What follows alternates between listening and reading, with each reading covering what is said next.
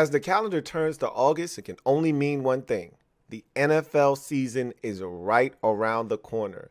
And with that in mind, the Louie Tee Network exclusives are back like cook crack. Choose from any of the three or all three of the LTN exclusives: Winners and Losers League, Soul Survivor Pool, Weekly Pick'em, all at your fingertips. Links are down in the description along with the video to help you sign up. Don't sit on the sideline. Get in the game. Who else could it be but me, your man, Louie Tee, here on the command post? Y'all know what it is. Post up, take command. Of course, I'm your set man, Louie Tee. Thank you for joining me. Of course, I've got an esteemed panel tonight with me as we break down the 53-man roster. It has been finalized. And so to join me tonight to talk about it is Ed Oliver from the Rio Ed Oliver, and obviously Rio Robinson from Rambling with Rio. Appreciate you guys joining me on the program tonight. We have so much to discuss. I thought it was perfect timing to have you guys come on after we had a great time last week over on Rio's channel. I said, man, we got to run it back. Come over here, do it again, because the 53-man rosters are going to be finalized. And I knew we were going to have something to talk about. You know, no matter what they did, we were going to be intrigued by some of the decisions they made. Before we even get to the 53-man rosters, though, however, I would like to discuss a comment Ron made. And I don't know if it rubbed any of you the wrong way or not. There seems to be a problem with Ron lately and just not really knowing, you know, when to say when. Ever, it seems like, you know, I mean, this was going back to last year as well. And even his first year, and you know, the first year, I think we chalked it up to the cancer, right? Like he's fighting cancer, and you know, we're gonna cut him a break. He's dealing with chemo and all that stuff. But now it's like, okay, Ron, bro, seriously. So the latest in the Ron Rivera, I call him loose lips, saga, is him sitting down with Albert Breer and telling Albert Breer that, hey, I didn't know Sam Howell was this good. If I would have known he was this good, I'd have played him last year. You know, a lot sooner. Oh, and again, I know what he's trying to do. The intent was to build up Sam, to let them know, hey, Sam's legit. Like, I didn't know he was this good. We drafted him. We thought he had some potential and some promise, but we didn't know he was this good. But that's not how it's perceived, and you didn't need to say that out loud. I'll start with you, Rio. What were your impressions? Do you feel any type of way about that? If so, what really just kind of irks your nerves about Ron and the things that he says? It's the fact that he has to start every other presser with about the comments I made yesterday. All you got to do is put the ellipses after that, and whatever follows that is some bullshit. Ron, the Panthers fans warned us, and I didn't want to hear it when we got Ron, because I was so in Ron we trust. I didn't want to hear it, but they said this guy is going to say too much to the media. He's going to be loyal to a fault to God. They gave me the laundry list of concerns coming into getting Rivera as our head coach, de facto team president, and we're just seeing it all come out over the years. Like you said, year one, we chalked it up to the cancer, but this is just who Ron is. He gets a little too comfortable, and he forgets his place and how many hats he wears for this organization, and he lets you in on family business. They say keep what you put on social media, you know, like your highlight reel and stuff. Don't be letting them in on what's happening in behind closed doors. Ron always lets you know what's happening behind closed doors, and in a way, it's like, what are we even doing? You really said the words out loud. I wish I knew Sam Howell was that good last year. And this is coming, 2 weeks after the Eric Bieniemy comments. In 2 weeks, we're going to get something else, because this is what Ron does. Last year it was quarterback. It was, I didn't know the team could be eliminated. Right. It is something every few weeks with Ron. He doesn't get it. Love the guy, great guy, but the constant gaps at the podium in interviews, I'm very over it. And if we can see it as fans, best believe Josh Harris and company can see all the mishaps at the podium and in interviews over the year. He just keeps digging himself a deeper grave. And swan song for Ron, man. I'm going to keep saying it, man. No matter how this year plays out, there's going to be a mutually parting of ways at the end of the year. But I'm very optimistic going into the season, so I'm not going into the season with negativity. But every time Ron speaks, it's cringeworthy at this point. Yeah, I feel you, man. Talk to us, Ed, man. Ron Rivera, sometimes his own worst enemy. What'd you think about the comments about Sam Howell, just Ron overall and his loose lips? It's crazy because Ron didn't even want to start Sam in the last game of the year. The only reason why Sam started against the Cowboys is because Carolyn Heineke and Marty Hurney wanted Taylor to start. That's the only reason why Sam even played. And he played Carson Wentz, and and like Rio said, he didn't even remember. He didn't even know it was an elimination game. When I heard that last year, I wanted him going. I wanted him to be fired right after that game. Yeah. I thought that was ridiculous. I thought that was inexcusable. He talks too much. The comments with the enemy is stuff that the media will ask him a question and he'll tell them stuff like inside the locker room stuff that they didn't even ask for. He gives them way too much information. So, and the quote is he talked to his wife. I don't know where. I think it was at the facility or something. He was talking to his wife, Stephanie. He said, "I wish I effing knew. I wish I effing." All we did was effing talk about the quarterback. I wish we would have effing played Sam. Well, Sam was right there. You saw him in practice every day. And some people were saying some of this on Scott Turner. Maybe Scott Turner should have said something as well. But you're the head coach. You're the head honcho. You are basically the GM. You are the guys that hire. You're the guy that hired Marty Hurney and Mark Mayhew. So this is another offense to Ron Rivera, man. Like you have a guy in Sam Howell that you saw in practice every day, every week. You saw him in the installs and in the quarterback room meetings, probably with Scott Turner, the guys. I mean, it's just ridiculous. I mean, it's just another thing with Ron where he talks too much. And I know he probably wanted to play Carson Wentz because he is the guy that traded for Carson Wentz, 2 third-round picks, paid him the $28 million contract. He's the guy after the Bears game who said, I watched the tape. That's where I was going next. Pick. Right. That's so right. He probably because he always wants to be right. Just like he never cuts his draft picks. Like we're probably going to get into that later. Yep. Never cuts his draft picks. So he doesn't want to, and that's normal human nature. He doesn't want to admit fault. So he didn't want to admit fault there. He wanted to see what Carson Wentz could do. He wanted to give him that last chance because he traded 2 third-round picks and paid him $28 million. But you had a guy in Sam Howell. And I will say it is risky to play a rookie at that time. I do give him – I wasn't too mad at him for that, but the whole fan base was calling for Sam, and I was still a little iffy on that. I wanted to play Heineke in that game over Carson Wentz because Heineke wasn't playing great. We all get that, but he was winning games. So it was what it was on that. But it is risky to play a rookie. It is. But – the funny thing is, somebody brought up too, because it could have repeated history. We played a rookie. RG3 got hurt, and then we had to start a rookie, and Kirk Cousins had a great game against the Browns. So it could have been deja vu, a little something like that. But yeah, Ron once again stuck his foot in his mouth, and I think Josh Harris and Magic Johnson are looking at this too, man. Like they got to find somebody else next year if it doesn't work out. I so want Ron to work out, but every time I try to give him the benefit of the doubt, he does something else that makes me say, see, this is why you got to go, man. Like, I just wish he would take some notes from old, Jack Del Rio, old Mr. Dust Up over there, right? Jack isn't giving you nothing extra. Jack's like, well, I'm not discussing that, but, and then he'll kind of divert, but and it's crazy because there'll be times where Jack gets caught off with some shit that Ron said that Jack doesn't think is appropriate that the media shouldn't know, and they'll ask Jack about it, and Jack, you can tell he's a little bit caught off, and then he'll just say, "Hey, you got to talk to Coach about that." I'm not getting into that. You know what I'm saying? So at this point now, the only thing that can save Ron is this team has to overachieve this year. Like if they're mediocre. If they don't make the playoffs, I don't even know if just making the playoffs is good enough. I think it would be, but they probably got to win a game too. Like he just can't get out of his own way, and I don't know who's advising him or why he thinks it's okay to say some of the things that he says. But oh my goodness, I mean, he is a piece of work. I tell you, man. So the main reason I wanted you guys to come on was to really deep dive into this 53-man roster. So, and the decisions that were made, we know they're going to be ripple effects. The practice squad, they're going to kind of crystallize that here shortly.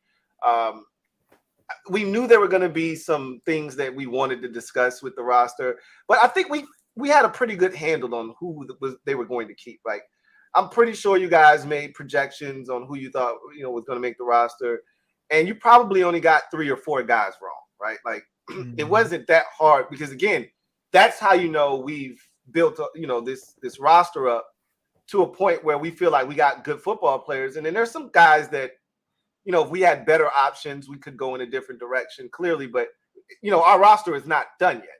Still a lot of work to be done on the back end, but we kind of knew like 45 to 48 of the roster spots were spoken for, and then the final 5 or so, they could go this way or that way.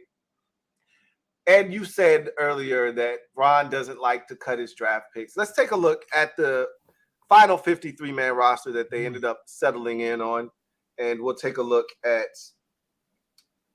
how this thing ended up being constructed. So we'll go through this real quick, and then we'll start getting into some of the particulars. So on the offensive side, we knew Jake Fromm was going to be cut, right? We knew they were only going to – the minute they signed Jacoby Brissett, we knew they were going to keep 2 quarterbacks, Sam Howell and Jacoby Brissett. Running backs, no surprise there. I thought Alex Arma would be like sort of a Swiss Army knife that could go between, fullback, running back / tight end. But they cut him. I expect him to be back on the practice squad, but no surprises there. All 3 of those running backs we expected to make the team. I didn't expect any others. And so 3 running backs. Wide receiver, 7 was the number. I thought they would keep 7. I did not think they were going to keep Mitchell Tinsley. We'll get to him in a second in the wide receiver position. But Jahan Dotson, De'Ami Brown, Curtis Samuel, Dax Milne, Byron Pringle, Terry McLaurin, and Mitchell Tinsley are the 7 receivers. So, again, no real surprises there other than Mitchell Tinsley. And I don't think it's even a real surprise as much as you just didn't think they were going to do it. Like, you didn't think they would be smart enough to do it. Tight end, this was a bit of a curveball.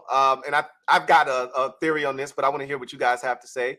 Curtis Hodges, Logan Thomas, Cole Turner, John Bates. You guys stop me when you get to the guy that doesn't belong in that group. The first name. And then the offensive line, they kept 9. So I thought the magic number was 10. I did not see them getting rid of Tyler Larson, but I knew they were going to keep 4 tackles. That was the thing that everybody was kind of struggling with. I knew that there was a spot on this roster for Trent Scott, and I told you guys they are not keeping Braden Daniels on this roster. They got creative with that. We'll talk about that a little bit later. But Ricky Stromberg, Nick Gates, Andrew Wiley, Charles Leno Jr., Trent Scott, Chris Paul, Sam Cosmi, Sadiq Charles, and Cornelius Lucas. So no surprises really there. 9 offensive linemen total. So on the offensive side, 9, 13, 20, 25.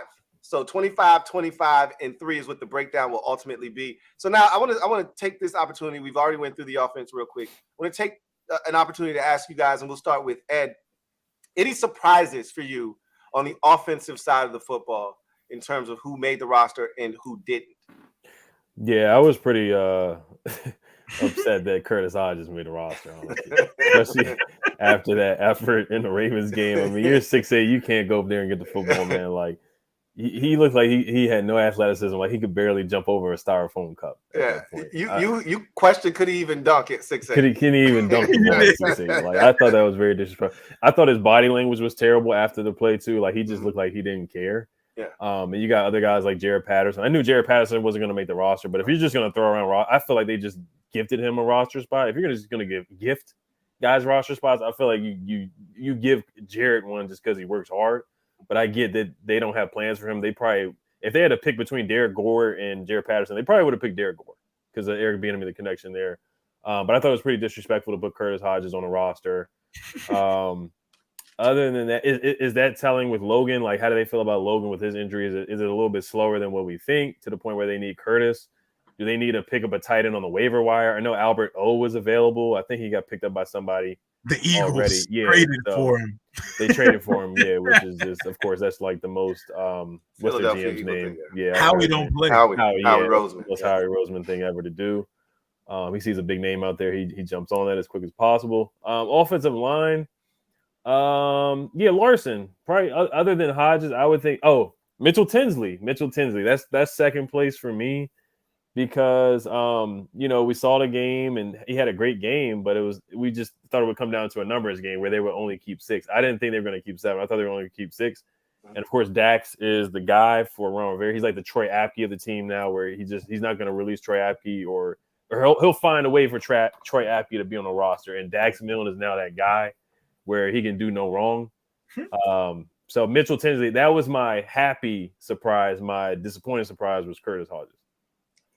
Rio, offensive side of the football, surprises on either way, keeping guys or cutting them? First glance, I thought Mason Brooks might crack the final 53 the way that they've been talking about him, even though you could kind of see Ron showing his hand that he's the stash on the practice squad candidate. I thought that there was a chance that he might make the roster just because we're thin in the interior part of our line. But I'll start with the positive, though. Mitchell Tinsley making the roster. I thought they would keep 6. They kept 7. And they kept 7 because Mitchell Tinsley, outside of our top 3 guys, is probably the most well-rounded actual wide receiver outside of our and that's up there with like Diami and them, because Mitchell Tinsley has a full route tree. He's a nuanced, detailed route runner. So he doesn't offer positional flexibility where he can return, but as a pure wide receiver, take our top 3 names off the list, he can go up there toe for toe, blow for blow with Pringle and the guy, Ron's favorite, one of Ron's step kids on the roster, Dax Milne. Like Ed said, to piggyback off his point, if Troy Apke wasn't hurt, it would have been a LeBron, Bosh, Wade, big 3 of David Mayo, Dax Milne, and Troy Apke. 3 guys that will always be guaranteed work long as Ronald Eugene Rivera is the head coach here. So Dax making the roster is why there's 7 receivers here, because he was going to get his boy on the roster. Remember how Jake Gruden was with Ryan Grant? That's his Ryan Grant right there. Dax Milne. So the receivers keeping 7 there. Nothing about the running back room surprised me. Big surprise, the backlash and outpouring and screams of help when we cut Jake Fromm. For real, Washington Nation, that's what we're doing on Twitter now. We are on X or whatever you call it. We crying about Jake Fromm getting cut. Come on, man. I missed that, and I'm glad I did. That's not allowed to be complained. I actually was appalled that somebody was like, yo, Jake Fromm might have played himself into a roster spot. I was like, man, stop playing. Like, bro, stop that foolishness, man. I hope you're joking. You trolling right now. Stop playing. Yeah, so the offensive side of the football, like I said, not many surprises. I had 7. I had kept Kaz Allen on the roster because Ron was making excuses for him after the game, and I was thinking, oh, my God, they're going to keep him anyway. I felt like Mitchell Tinsley belonged on the 53-man roster. I didn't want to lose him. I don't think they did either. I don't think they would have lost him, but I don't want to find out, and I don't think they were trying to find out either. So I think that was the sole purpose of keeping him, because if you think about his preseason, they don't know what he was doing in practice, right?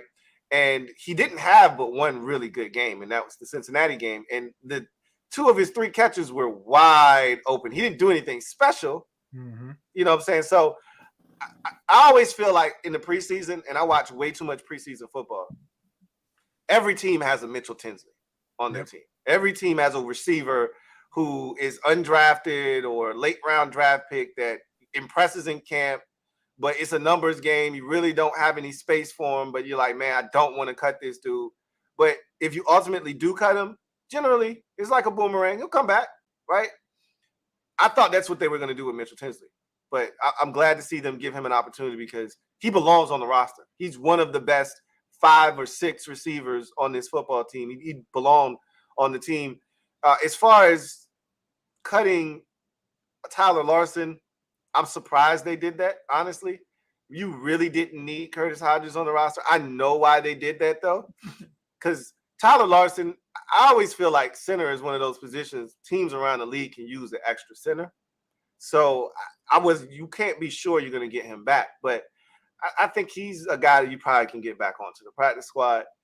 With Hodges, I think he's a placeholder.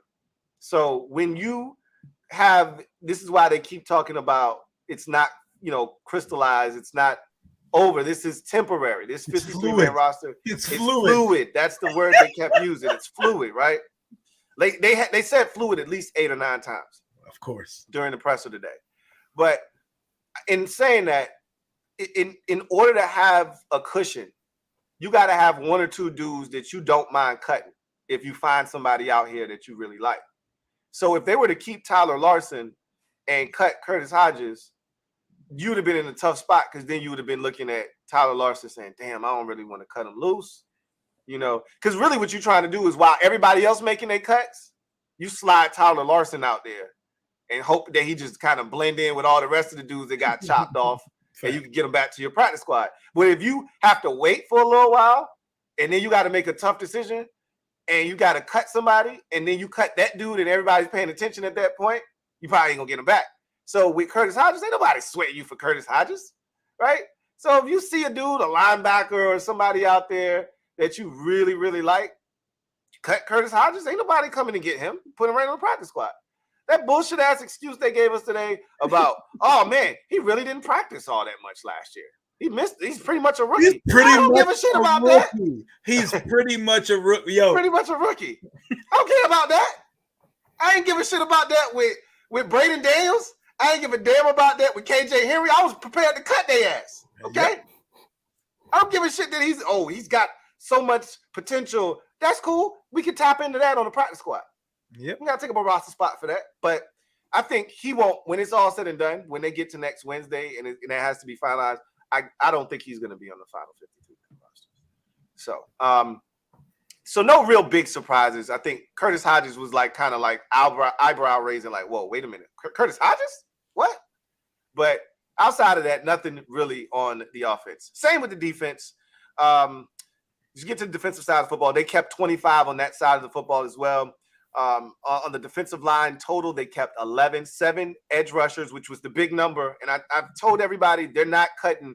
So that last game is what made it 11. KJ Henry was not making the football team before that third preseason game. Yep. I thought he played his ass off. He had at least 4 rushes where he won immediately, and he got held on 3 of them. So he stood out to me, and I said he made the team. So Andre Jones Jr., KJ Henry, Montez Sweat, Casey Tuill, James Smith-Williams, F.A. Obada, Chase Young. So a total of 7 defensive ends. No surprises there. Defensive tackle, John Ridgeway, Jonathan Allen, Deron Payne, Fadarian Mathis. No surprises there. We knew we were keeping 4 defensive tackles. Linebacker, same there. We knew we were keeping 4. Khaleke Hudson, David Mayo, Jamin Davis, Cody Barton. Cornerback, this was a much discussed position as to what they would do at CB5.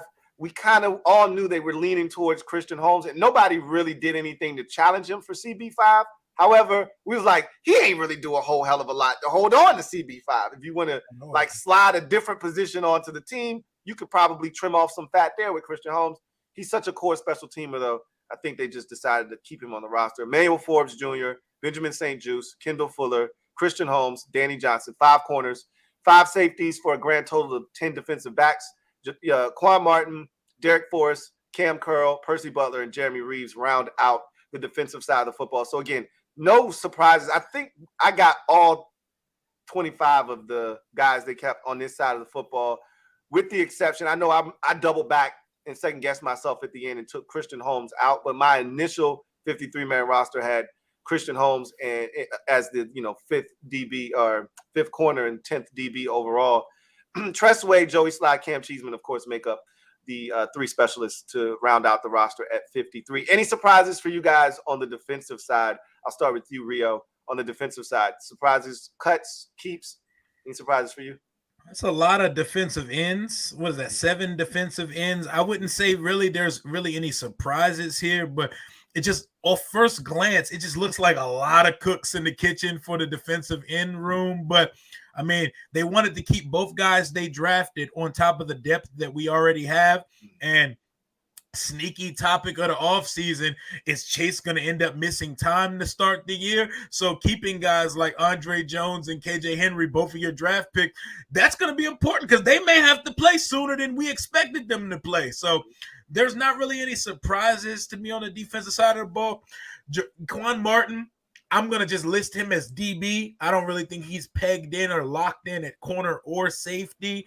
And linebacker, I called it exactly what it was going to be. I was on Ref the District's roster projection. They gave me the backers. I didn't really see any need to keep more than 4. Right. Our primary backups, which were David Mayo and Khalil Hudson to Jamin Davis and Cody Barton. David Mayo's always has a place on this roster. And with Troy Apke not being on the roster this year, Christian Holmes is now our special teams extraordinaire. So that was going to lock him in a roster spot regardless of his play at cornerback. Ed, any surprises on the defensive side of the football? No, the defense was pretty cut and dry. Yeah. They're keeping a bunch of DEs or defensive ends. Ben Standig asked Ron about an update, and Ron basically just gave him a vague answer. He's not going to answer because he said he doesn't have to answer until next week about the next stinger for Chase Young. So that's something to monitor. They want to keep depth. I think they saw how they did a good job without Chase that one year when it was Toohill, James Smith-Williams, and who else was it? Like William Bradley King on the roster. They did an okay job when Chase wasn't there. Linebackers, you already know how they feel about the position. They're not going to bring a lot of guys in. They like who they have. And then safety, we knew, Percy, Cam Curl, Defoe, Jartavius Martin, All-Pro Revo. We knew how that was going to go. And then the last corner spot was the only question mark. They cut Wild Goose pretty early in the day, so that was like the Ravens game sealed his fate. So we kind of knew who was going to make it a corner. And then DT is like the easiest one: John Allen, Deron Payne, Ridgeway, and Fedarian Mathis. So that's like it's probably like the easiest side to predict. Yeah, against the offense. I felt like that. I thought the defense was pretty much like you said, cut and dry. The only question that we really had was, are they going to keep 7 defensive ends, which would give them 11 on the defensive line, and were they going to keep 5 corners or not? And if you wanted to trim off fat, I knew they were keeping 6 DNs for sure. The 7th one, KJ Henry, I thought played his way onto the roster in that 3rd preseason game, as I said before. So I thought this one was pretty easy. Did you hear what Ron said today about linebacker and how the game has changed and how it's kind of diminished the linebacker position and how he thought they played? Surprised he didn't go all analytics on us. The analytics said that we played the most, nickel of any team in the league. Like, yeah, Ron, thanks for that, buddy. He leaned into the we don't care about the linebacker position finally. Yeah, finally, because he realizes, look, bro, you whiffed. Like, you just didn't do a good job here. So might as well just lean into the fact that, hey, man, we diminishing their roles anyway, right? We usually don't play in base defense. We stay in nickel anyway. So I found all of that interesting. So now let's talk about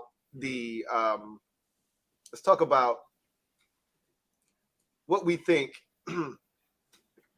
the roster may actually look like, if there are any other moves that you think will take place with the guys that are here, maybe 1 or 2 moves. And then I want to get your take on the practice squad.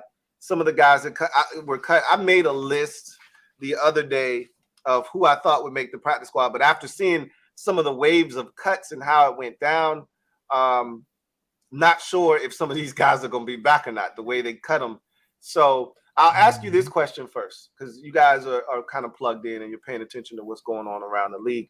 Did anybody shake free from another squad that you saw and said, I wouldn't mind taking a flyer on that guy? I'll start with you, Ed. Anybody around the league in particular that you may have seen shake free from a team that might have piqued your interest? I saw Desmond King on the Texans. He got released, corner / punt returner. I think he could definitely, it's not hard to bring some more electricity than Dax Milne. Yeah. But I'm not sure how he's played as a corner. I know he was on the Chargers. I haven't paid too much attention to him as a corner. But just as a punt returner, if you want to bring in a specialist, I think, you could bring him in maybe and see how he is, just to flip the field a little bit. But other than that, they didn't make there wasn't like a lot of huge cuts like that could help us out. I saw the Patriots cut a bunch of their quarterbacks, like Bailey Zapp. And Cunningham. Yeah, and Malik Cunningham. Yeah. But, we're not going to sign those guys. I think we're just kind of hoping that, Jake Fromm from State Farm clears waivers, which it's 50-50 on him. He might get picked up just because he played for the Giants before. So there might be a team that picks him up. And then some of the linemen, like one of the linemen that we cut, like Mason Brooks, I don't think he'll be picked up. Tyler Larson, we hope he clears waivers. But that's really, I didn't really see much around the league that could help us out. I know there was like a lineman that was cut too. I got to look some of this stuff up because I just saw some stuff, but I didn't like take notes of who was released. That's right. Rio, anybody out there that you saw who was cut that you thought, I think he might be able to help us? They don't care about the linebacker position, but Ron, if he does bring somebody in, he likes to bring people in past their prime. So a guy like Deion Jones that was released, he's cooked, but Ron likes guys when their prime is in the rear view. So Deion Jones, maybe a Christian Kirksey, if you want to add to the linebacker room. There were a couple linemen cut, but I was interested in taking a flyer on Albert O before Howie Roseman got on the phone before Ron and Mayhew could sit down at their presser. He was on the phone getting Albert O over there. Like, oh, y'all going to cut him? No, we'll give you a late round pick for him. Send him this way just to add to that tight end room there. Right. But I think that there will not be any substantial move. Like there wouldn't be any substantial moves made by this crew because Ron keeps telling us they have it on the wall in the damn locker room. Everything we need is in this room. They really believe that shit with their whole chest. So he emphatically lives by everything's in this room. Right. So any moves being made about the fluidity of the roster, they always come in with a company line and they say that shit and they beat it into our skulls during the presser. The fluidity of this roster is going to be bringing back guys that we've already waived. I don't see any outsourcing moves from these crews. I agree wholeheartedly. I think one guy that did pique my interest. I'm always wary when dudes get cut. I saw Jabril Cox, who I liked coming out of North Dakota State, probably like 2-3 years ago. Dallas drafted him in like the 4th round or something like that. 3rd, 4th, or 5th, somewhere in that neighborhood. They cut him today. I was like, that's pretty interesting. Kind of fits in today's modern NFL at the linebacker position. Sort of undersized, more of a safety, but converted to linebacker. I think they cut Boss Man fat too. Yeah, absolutely. So they did. They did. The second round pick, right? Yeah. So I just don't think they're gonna do anything, that we will applaud or we'll be like, oh my God, that was a shrewd move. Like you said, I think it's more about them bringing back most of the guys that got cut. So in the spirit of that, I think that's the perfect segue. Of the players who were cut, you can have 16 on your practice squad. Forget about whether guys get scooped up or not. Let's just focus on if they want them back, they can get them back. I'm going to go through a list of guys who were cut, and you tell me if you think they're going to make it onto the practice squad or not. Okay. All right? So we'll start on the defensive side of the football. We'll start at corner. Tariq Castro Fields. No. I can see him on the practice squad. I thought he was practice squad material. I still think he's practice squad material, but in the range in which they cut him, I was like, I don't know. But most of the guys that they cut today, I think there's true, genuine interest in them coming back at some point. I think his practice squad spot has a reservation for Rashad Wildgoose. That's the next person on the list, Rashad Wildgoose. Yeah, it's like a coin toss, honestly. Is Rashad Wildgoose a practice squad candidate? Yep. He is. It's a tough one. It really is. It's between him, because they both were the guys that we picked up last year around the same time. That's right. So it really is a toss-up, honestly. Wildgoose got playing time last year, and so I think they kind of like him a little bit more, if I had to guess. And he was playing on the outside when he was getting cooked against the Ravens. They kind of like him more in the slot. So yeah, I can see him on the practice squad. Yeah, that'll make 3 of us. I'm going to say he's definitely back on the practice squad.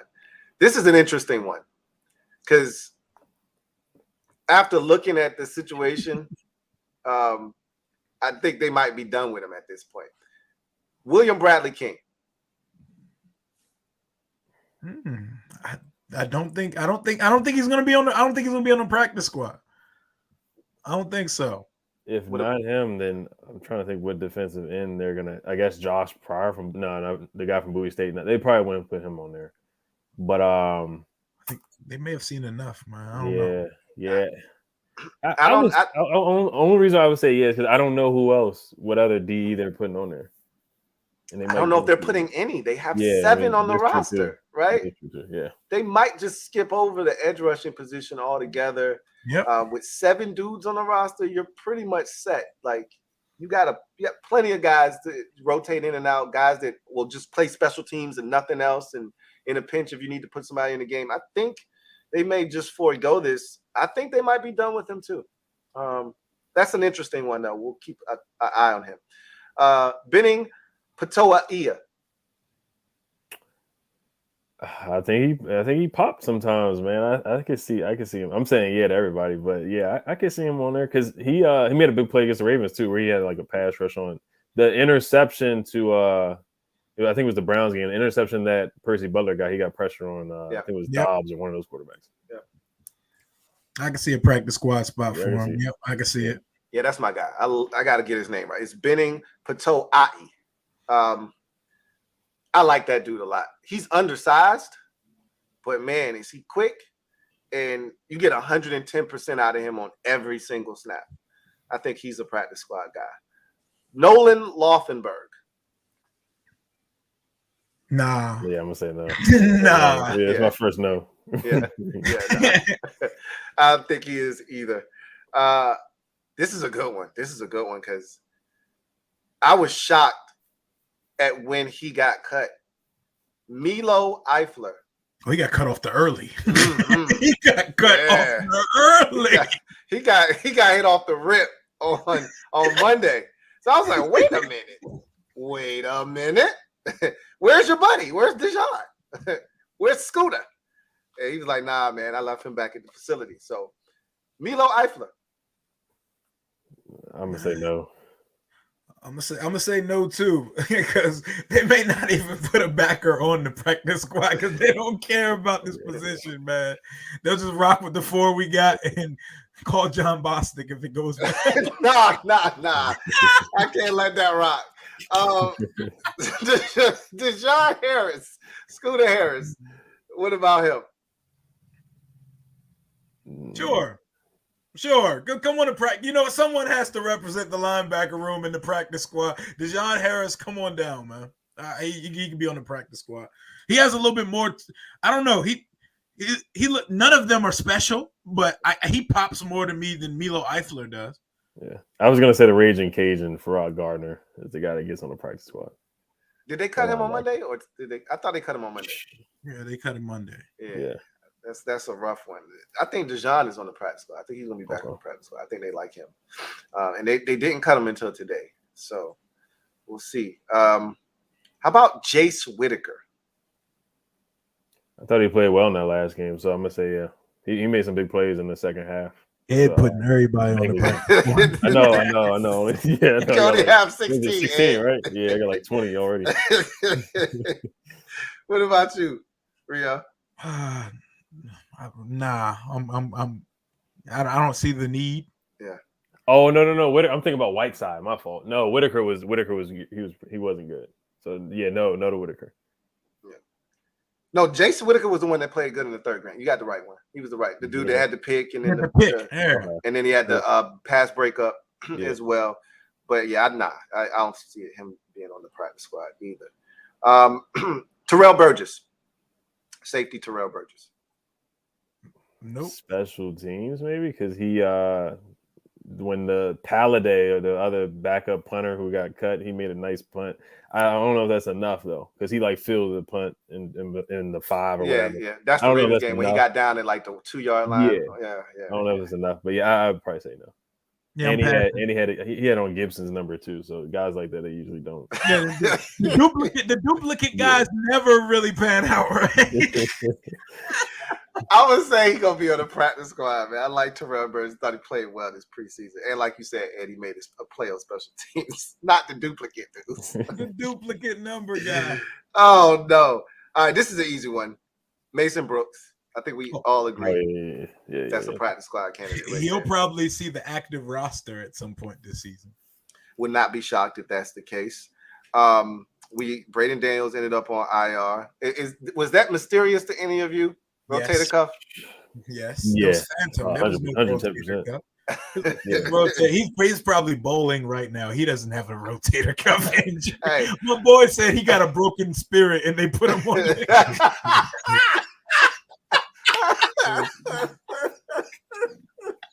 Not a broken spirit. I'm for the year with a broken spirit after the joint practice. Oh man, that's a good one. That's a really good one right there. Hell yeah. Broken spirit. Yo, it didn't matter what he had. That man was going on IR, right? Yeah. The timing of the news was a little too perfect. It was too convenient, man. Yeah. Jake Fromm. Yes. Yeah. 100%. 100%. We agree there. This is his natural habitat, the practice squad. That's where he belongs. Yes. Yeah. Absolutely. Jonathan Williams.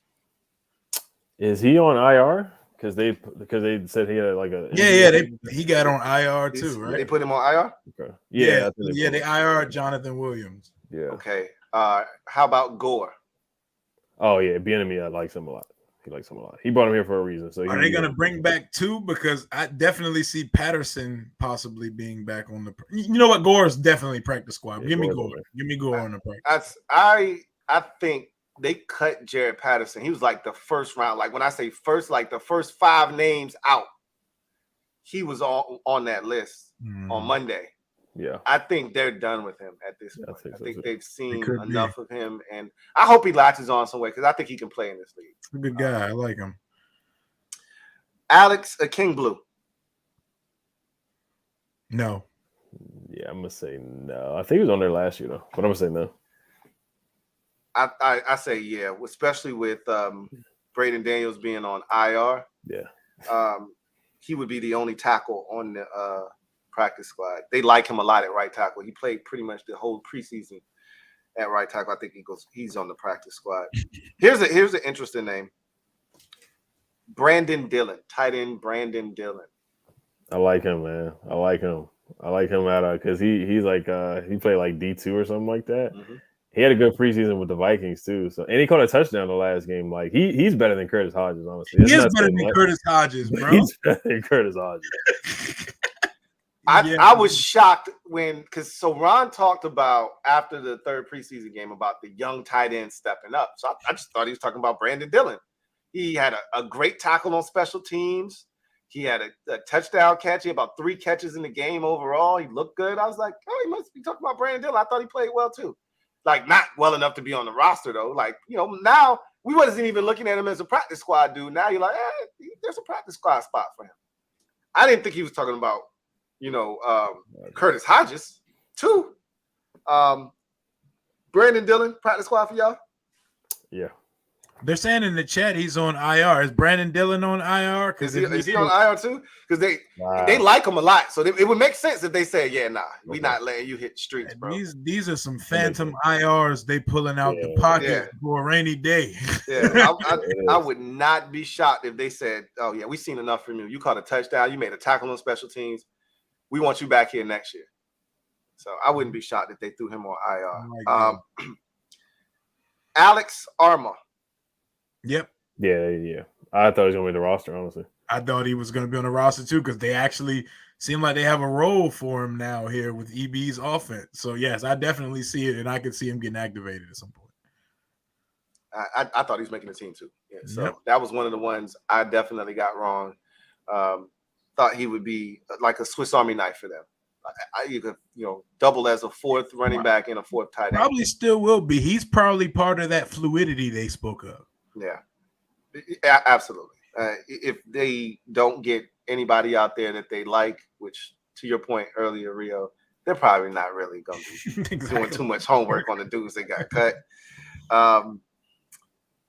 Aaron Montero. No. I'll say no on him too. He was hot last year, right? He cooled off considerably when they went out and got Mason Brooks as an undrafted free agent, when they drafted Ricky Stromberg and brought in Braden Daniels. His stock cooled considerably. So yeah, I think he's out of there too. All right, so a dude that was here last year, Kyrick McGowan. Wide receiver Kyrick McGowan. Yep. Is he on the practice squad? Yep, he seems like a practice squad guy. That I don't see why they wouldn't run it back. He's a good practice player. Yeah, I could see. The only thing is, I think they want Bryson Tremaine on there, and I think they want Kaz on there. So I don't know how many receivers they're going to keep on there. So it's dicey with Kyrick, though. It's dicey. So I'm gonna say no on him, only because I think Kaz is going to be on there. Bryson Tremaine. Yeah, I think he's going to be on there. He had a touchdown too. His third game was he had a solid third game. The size too. We can use that size on there, man. We need somebody to give us some looks on when that practice squad's out there, giving us some looks for some of these bigger receivers that we play. Yeah, I can definitely see Tremaine. He showed a lot in the last game. I just think they like him too. Remember the quarterbacks coach Pritchard. Tavita Pritchard came from Stanford with Bryson Tremaine, and I think there's a little bit of a rapport there. He got a lot of clock in the back end of these preseason games. You could tell who they like. Like Marcus Kemp got 0 clock after like the first preseason game. So you could see who they were kind of like saying, all right, this is a guy we want to take a look at. We kind of know what this dude is. We ain't worried about him. Like Jared Patterson, we know who he is. So we won't need to see him, right? You could see who they were doing that to. Tremaine got a lot of clock at the end of these games. I think he's on the practice squad. And then this is an easy one. Kaz Allen. Oh, definitely. Honestly, after his performance, I wouldn't have kept him on anything. Really? I really wouldn't have. I'm sorry. He dropped 2 passes back to back. Then he muffed the punt. He did everything that he was not. If you put out a tutorial on how to get cut, he did it. And he fielded a punt inside the 10. It was like, bro, like, because I was rooting for the guy. Like, even when we drafted him or signed him as a UDFA, I was hyped about him. You sit down, you watch his tapes, highlights. You're like, okay, this guy's shifty. He can, bring a different dynamic to the team. So, of course, he was the guy that fans were most excited about out of basically all the UDFAs. But that last game, man, it rubbed me the wrong way. Like he was not ready out there. He basically threw his chance away to me. So I wouldn't keep him on either. If it was up to me, I would look for another punt returner. I saw a couple guys who can return punts who got released. Bengals guy. I think the Eagles had one who got released. Trent Taylor and yeah. They also I saw Andy Isabella got cut. Yeah, he's another guy that can return, but they're not gonna do that. Yeah, so I feel like Kaz is super replaceable even on the practice squad. I think he messed up his opportunity. Hey, Ed is ruthless, man. Yeah, him and Curtis Hodges, they can go, man. Ed is ruthless. I ain't mad at him though, because they wanted him to make this roster so bad. They gave him every opportunity to seize it, and he dropped it. That boy could not catch a cold running butt naked in a blizzard, bro. Yeah. That man drops everything, but he can be on the practice squad. He don't even need reps on the practice squad. He need to be on the jugs machine for a year. Remember how Terry got his scholarship for Ohio State? Yeah. Urban Meyer told him to go home and catch 100 passes every day. He needs to do that for a full season and before he can get out there and run plays as a receiver or as a returner, because that boy cannot catch. So stick him. Because I went to the Ravens practice. He dropped a pass in the Ravens practice. The first one. Then the second one, he dropped another one. So he gets open, but he drops wide open passes. Yeah. And now he's muffing punts. His thing isn't receiver. Like, I always caution people when you take a look at these players, there's a reason why the school they came from utilized them the way that they did, right? He was a gadget guy at UCLA. They didn't really throw him the ball a ton. He caught the football some, but a lot of times it was them handing it to him, something quick underneath, nothing where he really had to showcase his ability to be a receiver. And then he didn't feel punts in college. Did no one find that suspicious? Like, you're this dynamic athlete that we want to get the ball in your hands every way possible. You're dynamic as a kick returner, and you think they just didn't think about putting him on punts too? Like, he didn't return punts because he probably wasn't great at it. So they're going to either work with him or they're going to say, nah, it's not worth our time. We'll see. I think they're going to work with him. Ron was making a ton of excuses for him, sounded like a guy that they want to keep around and see if there's something there more. But I think he's going to, if it was up to me, I would say no, but I think he's going to make it. I think you're right.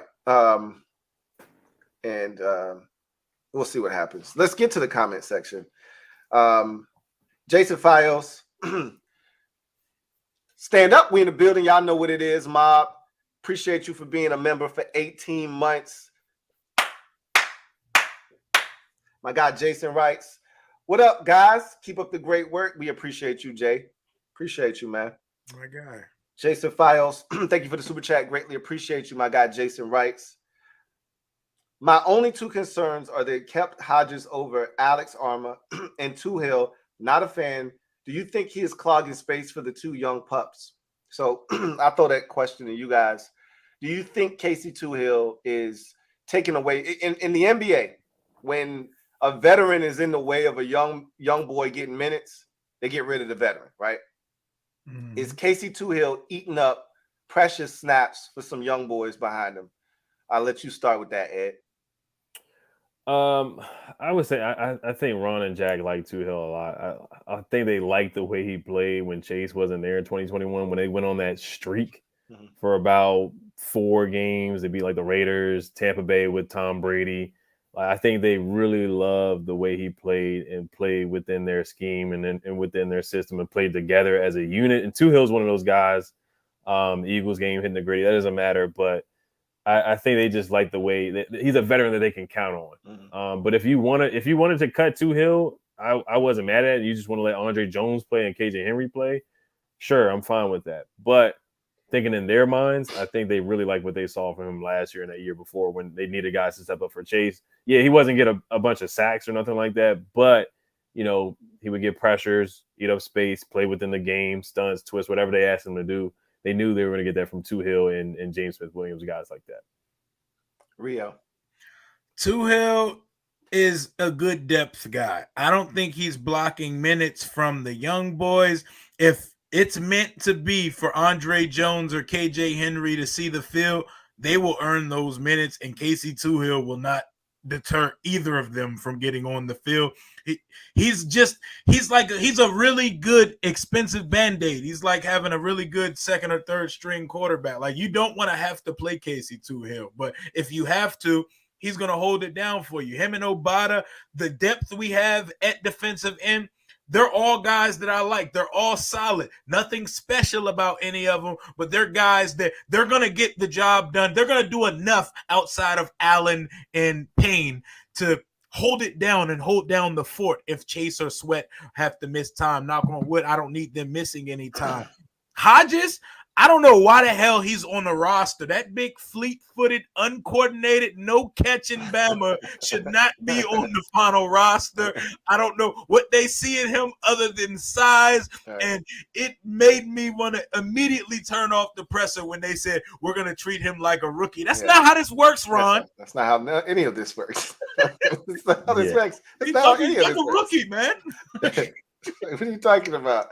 And I like that analogy with Casey Tuhill. He's not an equate Band-Aid, right? Like, those are the worst. You might as well not even put anything on, put the Band-Aid on if you're going to use an equate Band-Aid. But he's not Band-Aid either, right? He's not that good. But you can get away with him. And they like his versatility. He can drop into coverage. He's one of their more athletic guys in terms of movement and space and things of that nature. So, look, remember, all of these dudes are on one-year deals, okay? None of the defensive ends other than the two they just drafted have any more time left on their contract after this year. So they're buying time, but I agree with Rio wholeheartedly. I don't think Casey Tuhill is stopping anybody from getting on the field. If they really, truly like those guys and they show well, they'll get on the field. Thank you for that, Jason. Mr. Pink, thank you for the super chat. Greatly appreciate you. Mr. Pink writes, football is coming. This is our year, boys. I've said this already. It feels different. It feels different. I don't know what that means, but it feels different.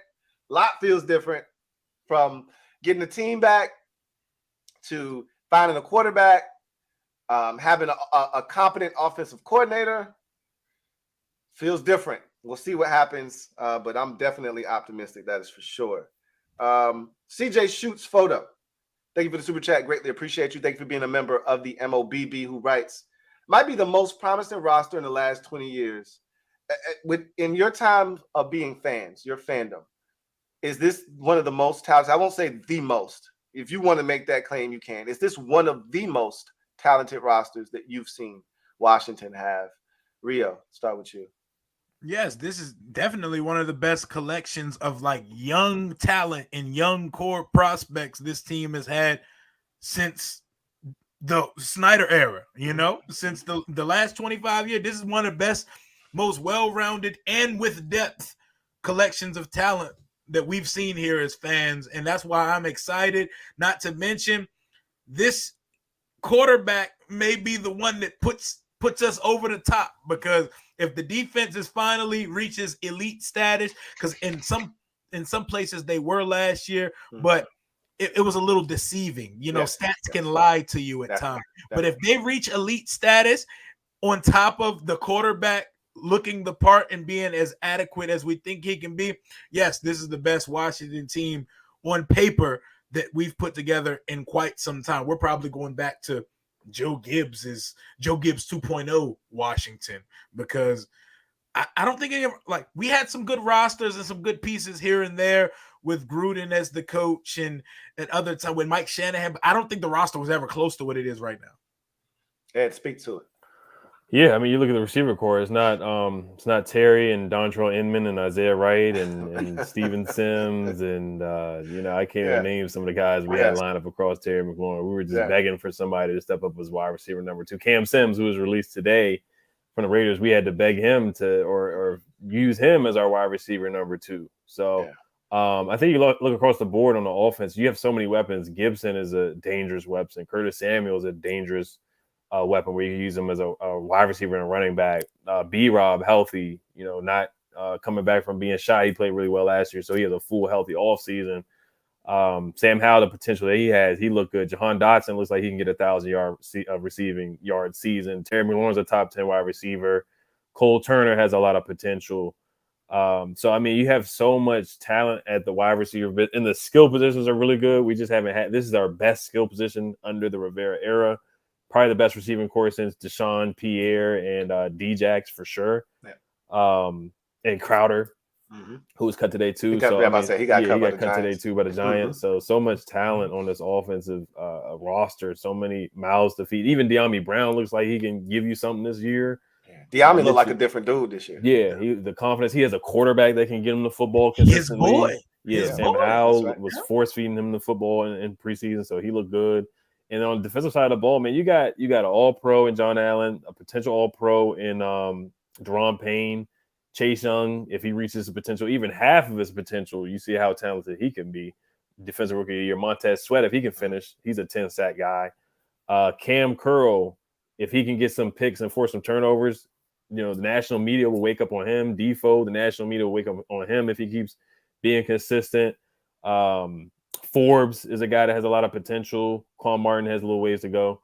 But yeah, I mean, we got some playmakers, man. We got some playmakers on this team, man. Ben St. Juice, if he can stay healthy too. Kendall Fuller, if he can play like he does in the second half instead of how he does in the first half. I mean, there's a lot of talent. There's a lot of talent on this team, man. So they have a good roster. This is a darn good roster. It is. I think it's good. The only question marks really is the offensive line, because the health and the chemistry, if they can get some chemistry there. But the skill positions, man, our trio, and I know, Louie, you talked about it a lot. Like, I think we do have the best trio in the NFC East. I don't think it's really much of a question. But yeah, the receiving core is nasty, man. Like John, man, him and Terry and Curtis and De'Ami, like this is a nasty receiver. And I think Sam Howell can get the best out of these guys too. And you got an OC who I feel like can get the best out of these guys too. So this certainly is. I mean, Clinton Portis, Cooley, Santana. You could think about that roster, but then they ain't got nothing on this. They don't, because I can't even name Santana's second receiver. I really can't. I mean, you just think about Cooley and Clinton. He was the second receiver. Exactly. A lot of those teams, it was those three guys were the focal point of the offense. Yeah, Cooley was the second guy, and Sean Taylor when he was alive. So I mean, that just boosts your talent off of one guy on the defense. Yeah. But yeah, other than that, yeah, this probably is. It probably is. I think what puts this roster over the top, and if we can keep it to just in the Dan era, right? And I mean, you probably could go all the way back to probably Gibbs 1.0, honestly, because I remember all of the lean years with North Turner, and we were never this talented, right? Even when we had like elite units, like 04, the defense was elite, right? Oh, yeah. But it wasn't super young, but it was an elite unit, right? 05 was really, really good, but I thought the 04 defense was better than the 05 defense. It was. The thing is, the offense wasn't any good, right? So even when we had a side of the ball that seemed elite, when Jay was here, 15 and 16, the offense was elite. We didn't have any defense though, right? There was always a hole on the roster. Even 2012, that was a fun year, right? Offense was far from elite in terms of the talent. Yeah, from the talent. I mean, Aldrick Robinson was eating in 2012, right? Like you think Leonard Hankerson, man, Hank time, right? Hank time. It's Hank time. Yeah, man. It was a lot on that roster where you go, how we do it with that, right?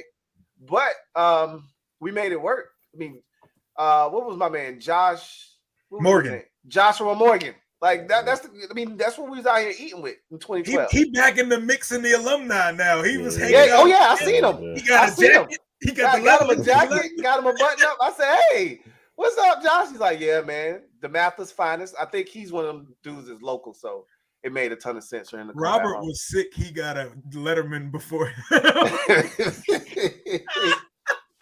You know, Robert got to understand, man. There's still a lot of hurt feelings around these parts, man. So it's gonna take a little while. I don't know if he ever gets a Letterman. I don't know if he ever gets one based just off of 2012. I don't know if he gets one. I don't know. Maybe. Would you guys be interested in bringing back Cam Sims, Silky Sims? Nah, I love Cam Sims. I like his story and all that. The Steelers game, I love the one-handed catch he had to beat the Steelers to break their winning streak. Yeah. Good times. But nah, we're good. We got a lot of talent in wide receiver. Yeah, that ship is sailed, man. Yeah, I mean, we had our moments, man, and some that we'll never forget. Like Ed just brought up that Steelers game. He was huge, but any Moss Trayvon Diggs. Oh yeah, that Cowboys game. Ooh. Put his nutsack on his helmet. That's always good stuff. I still to this day think we win that game if DeAndre Carter ain't dropped. Catch that ball down the sideline.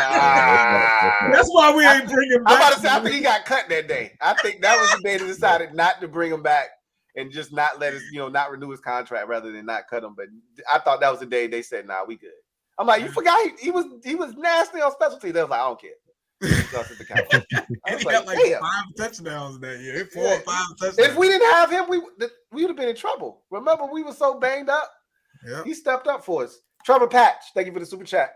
Greatly appreciate you. Thank you for being a member of the MOBB who writes. Lou, Ed, Rio, how we do, Kings? What's good with you, Trev? Says, did you see Ron didn't know about Sam last year? We talked about that already. Heard TH out at Ron for not even being present at practice. Did y'all hear that? Hence not seeing Sam. I got my pitchfork still. Hashtag fire Ron Rivera. Hashtag keep that energy. Hashtag head coach EB. So did y'all see that? So Pat McAfee talked about Ron today. They was airing his ass out on that. Oh man. Pat had he had a funeral for him essentially. He was like, look, man, you know how when somebody says a whole bunch of good stuff about you, they're building you up, but you know that conjunction is coming. Mm-hmm. And when it does, every word that follows that conjunction in the next sentence or two is absolute disrespect. Ether. And when somebody says, hey, no disrespect, but disrespect is coming. Right? Whenever you see the but in the preface, like you already know whatever they're saying, it's gonna be a whole lot of that energy. Yeah. It's coming heavy. So he talked about Ron, and he said, man, Ron is over the hill. Like Ron, that ship is sailed. Like his best coaching days are long gone. He keeps putting his foot in his mouth. But the thing that none of that shit moved the needle for me, because I've been saying that for years. Like Ron just needs to shut up. But it was the part about Taylor Heineke on Radio Row where he was like, he talked to Heineke, and Heineke was like, yeah, Ron wasn't watching him at practice at all. And you know what? I said to myself, that might not be uncommon that the head coach isn't watching the scout team quarterback. But at one point, He was the backup quarterback.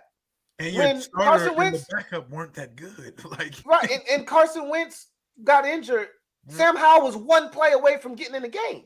6 weeks into the season. Yep. So you should have been a little bit more aware of what he was doing, and because this guy might have to play, you should know what he's up to. If this guy may have to play, literally, you don't have to pay attention to him when he's the third quarterback on the roster, because a lot of things have to transpire for him to hit the field. He's not even active on game days most weeks. When you're the backup quarterback, all Taylor Heineke has to do is have a malfunction with his helmet, and Sam Howell is in the game. Yep. So for you to not know what's going on, and that could have been Heineke just being petty because he didn't like how the season ended. I don't know. But I believe him. That's crazy to me. This is why Ron needs to keep his damn mouth shut. Because when you talk, this kind of stuff comes up. Michael Lombardi, when Michael Lombardi came on, it was like watching the roast of Ron Rivera on Comedy Central, because I make this point every time someone meets me with, Rio, you're too negative about Ron. You want to see a man lose his job. I say, just look at the data. The man will be his 13th season in the league. He's had 4 winning seasons, but technically he's only won over 7 games 3 times in 12 years. So that means 9 of 12 years as a coach, he's had a losing record. I don't think that data works for as far as a new owner coming in here thinking that that's the vision he wants to keep going. He just fired Glenn Doc Rivers, who had them 1 game away from the Eastern Conference Finals in the NBA. I'm just saying. Yeah, it's not looking good for Ron. And again, you know how it is when new ownership comes in. It's the same thing that happened to him the last time. New owner came in, gave Ron a year. He didn't make it throughout that entire year, got fired like week 15 or so. Or probably like week 13, because that was what prompted Happy Thanksgiving, I guess. So he's in that position again. We'll see what he does. This is a little different because that Panthers roster was on the downside and Cam Newton was banged up. And so there was a lot of reasons as to why it didn't work. This is the best roster he's had. This is the best quarterback situation he's had. This is the best offensive coordinator situation he's had. This is the best opportunity he's had since he's gotten wide. This is what he's been building. When he got here and told us about the military 57 times, about how it takes 3 to 4 years to change a culture. This is what he was referring to. This was the year right here. Like, if you can't win in year 4, I got nothing for you, bro. So he's going to have to ball out this year in order to be here next year. Yeah. The fact that Taylor had to tell him to start Sam for the last game was crazy, inexcusable. Man. It's inexcusable, bro. Yeah, and that he didn't know we could get eliminated against the Browns either. The good things I'll say about Ron, because I'm on team. This is the hot seat, make or break year for Ron for sure. If he doesn't make the playoffs, he should go. He came into a tough situation. Dan Snyder is the worst owner we've ever seen in sports history. Yep. Coming from the Jay Gruden, where the culture was pretty darn bad. The opposite of what Bruce Allen said, where it was a darn good culture, was a darn bad culture when he came in here. And you see the purple nurple. You don't see none of that. You do see. I'll say that you have professionalism here. You have a guy that people do respect. He is a leader of men. I give him credit for that. He's built up the defense. He did draft Jahan Dotson, which was a risky pick, and that worked out. He's made some good late round picks with Cam Curl, Derek Forrest. So he's had his hits and misses with the draft, but for the most part, he's had some good. When he hits in the draft. I'll say that. And then maybe even the guy he's turned a blind eye to, and Sam Howell, maybe he has found a diamond in the rough. And maybe it could be like an Anthony Lynn situation where Anthony Lynn didn't really want to start Justin Herbert, but he had no choice because Tyrod Taylor had the heart whatever chest thing that happened, and he just fell into finding Justin Herbert. I'm not comparing Sam Howell to Justin Herbert, but Sam Howell has a lot of potential, where Ron Rivera kind of just stumbles into Sam Howell, where he has no choice but to start Sam Howell, and he kind of gets fired at the end of the year if it doesn't work out. And then if Sam Howell plays really, really well, you have no choice. The new owner has no choice but to just go with Sam because he showed so much potential. So I think that's one of the better cases scenario. And he made a good move to bring in EB. I think that's a good move too. So I'm definitely on the time for Ron to be on the hot seat for sure. But I do give him credit for weathering the storm with Dan, having cancer. But he has wanted to step back too, because he wants to go into the CEO role where Jack's just overseeing the defense. Eric's overseeing the offense. He's taking more control. You've seen Eric take control of the practice times, different things like that. So he has taken a step back. He just kind of wants to be a CEO kind of guy. See him on the sidelines. He's a guy that doesn't get riled up, has his hands folded and stuff. I don't have a problem. A lot of people get mad because he doesn't get fired up on the sideline. Right. But you see, the older he's getting, the more he is stepping back. So, But yeah, the comments he made today is another where he put his foot in his mouth, where he's just talking way too much. Pat McAfee, whatever I listened to what he said. I don't disagree with anything he said. I don't disagree with anything that Michael Lombardi said either. Because even with the Panthers, he had losing seasons. They still made the playoffs because the division was so bad. And then you had Cam Newton. You just had so much talent over there. Kuechly, he can rely on guys like that. So over here, it's just been mid-seasons. He always finds a way to get to 7 wins. He'll never have a season below 7 That's why I keep trying to tell people, we're never going to bottom out like with Ron as the coach. You're not going to end up with the second or first overall pick. It's just not going to happen. That's not who he is. It's not who he is. They're not going to quit on him either. I've always said this about Ron. I said we'll be forever indebted to Ron because he did his job. He served his purpose. He came here to change the culture, and he did that, right? And to all of the points you made, Ed, he came at the absolute worst time to be the head coach of the Washington Redskins / football team / Commanders, right? Like, he wasn't even here a full 6 months and the team name changed, right? Like, he didn't know what he was walking into. And so I thought he was the absolute right man for the job. And while he's got his faults, we needed somebody with clout and respect around league circles to give us some sort of leg to stand on. Like, we weren't respected at all. You can't be respected when Jay Gruden's your head coach and Daniel Snyder's your owner, right? We needed somebody that could come here and give us a face. Someone we could prop up in front of everybody and say, hey, everything around us is burning, but we do got this guy right here. And he was that guy.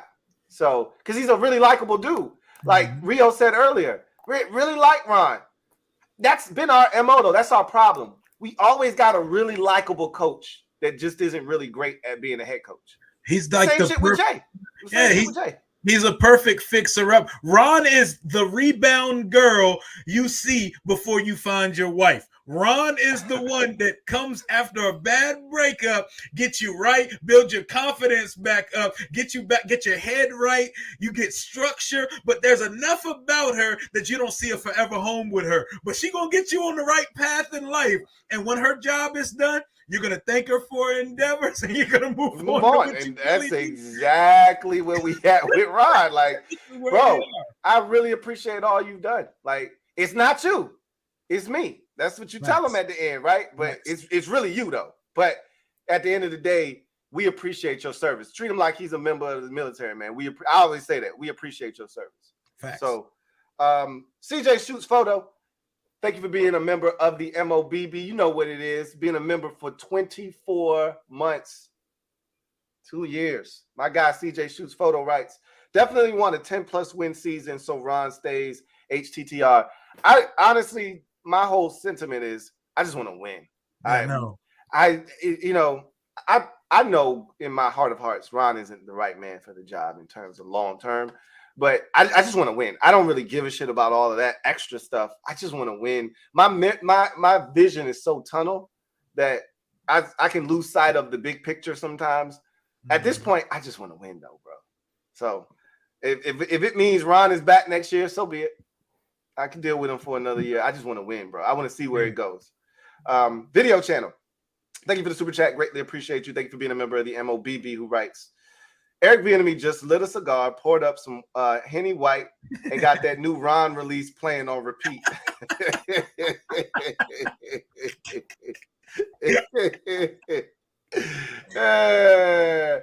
You know what's funny? Just like in the Chargers situation, Ron may have unknowingly just hired his replacement. Yep. Like the same thing going on with the Chargers right now. They bring in not Jason Garrett. They brought in Kellen Moore, and Brandon Staley might have just hired his replacement. Because when you got a young quarterback, you really want to marry him with a young offensive-minded head coach. So if it doesn't work out with the Chargers this year, you could see Kellen Moore slide into that head coaching role. If it doesn't work out here, you could see EB potentially sliding right into that. I know that's what a lot of fans would like to see. I don't know if that would be the case or not. Time will tell, but that's what a lot of people are trying to prophesize. Yeah. And you know what? It would be some kind of synergy if it happened, because Ron, it seemed like, was trying to make sure that man didn't get a head coaching job with his comments earlier this year. Jay Will, thank you for the super chat. Greatly appreciate you. Jay Will writes, y'all guys are forgetting the doctor's evil Snyders. I'm almost certain that Ron is now falling on the sword that was put in his back during the Snyder era. We haven't forgotten any of that stuff. He took a lot of bullets, just like Doug Williams. I felt bad. Doug Williams, they knew he had Teflon on him, right? Like nothing was gonna stick to him. Because once you win a Super Bowl in this town, you're a made man. Yep. And they would throw poor Doug out there in front of the media. Have him looking crazy. And Doug wouldn't even know. Remember when they traded for Alex Smith and he didn't even know? And then Bruce Allen's like, don't pick up your phone. He didn't know nothing. You know what I'm saying? And they just throw Doug out there for everything. I'm like, poor Doug, man. They've done that to Ron. Ron got blindsided a bunch of times. When Snyder's lawyer drug Brian Robinson into a whole conversation that he didn't have anything to do with, I was looking like, what the F, bro? Like, what up? Like, he didn't know what to say, right? Like, all you can do is tell your players, just, that's interesting. We got to focus on what's important. That was his line to the players. But come on, man, it's hard to overcome that kind of stuff. So, yeah, man, it's a lot that he had to endure. But you still, at the end of the day, that don't excuse Ron from challenging Cam Sims' catch against the Titans, knowing damn well it's right in front of you. That ain't no goddamn catch. We needed that timeout at the end of the game. Or Ron not challenging the catch by Devonta Smith on the sidelines in the first Eagles game, and they weren't doing nothing up until that point. Like, that doesn't excuse us. We were one of the slowest pace of play teams in the NFL last season, right? There was no urgency. We would be down 17 points. No urgency. The way we closed that Titans game was a masterclass on how to mismanage time. How to not run a 2-minute offense when you're losing the game by more than a field goal, right? This is exactly how you, like, if Terry doesn't go superhuman, break 2 tackles, spin, and run out of bounds, we don't even get down there, right? Like, what are you doing, bro? You are trying to mangle this thing. Fact. So, and then after he does all of that, well, this is what the analytics guys told me to do. No, they didn't tell you that bullshit. Don't come up here and lie to us. Damn right. I know damn well the analytics people ain't tell you to. They would have told you to do the opposite. Cruising 26. Thank you for the super chat. Greatly appreciate you. Who writes, so much respect for these guys. Last time Washington won a Super Bowl, Louie Tee was 4 and Ed was swimming in his dad's balls. Yet they smile. See, I told you earlier, Cruising. I said, look, man, you've been warned already. Because I told you you're at the top of the list. Because I'm sick of everybody, Daniel Jones beating us, because he trash for real. And he might actually be better this year. They gave him some talent. We'll see. But I'm just sick of him beating us, period. Y'all at the top of the list this year. Because I know we can beat the Eagles. I know we can beat the Cowboys. I want to sweep the Giants. I want to sweep. No, it ain't. We're sweeping their ass this year. I want the broom and the dustpan this year. It can't just be split with the Giants. Nah, they need both of those L's. So I told him, because he my guy, tread lightly, man. Yeah. I said, you're talking cold, hard cash. Y'all, this is the first time y'all been up in a long time. I get it. We in the same boat. But y'all actually went to the playoffs last year. Y'all won a game. So you smelling yourself now. I get it. But just know. Definitely, yeah. Shout out to donating to your channel. Shout out to donating to Louie's channel. But yeah, Cruising has certainly been a troll for years. He's been around for a long time. That's my guy, though. He's a respectful troll. Like, yep. He's not a disrespectful one. But I told him, I'm gonna have to bite you on this one, bro.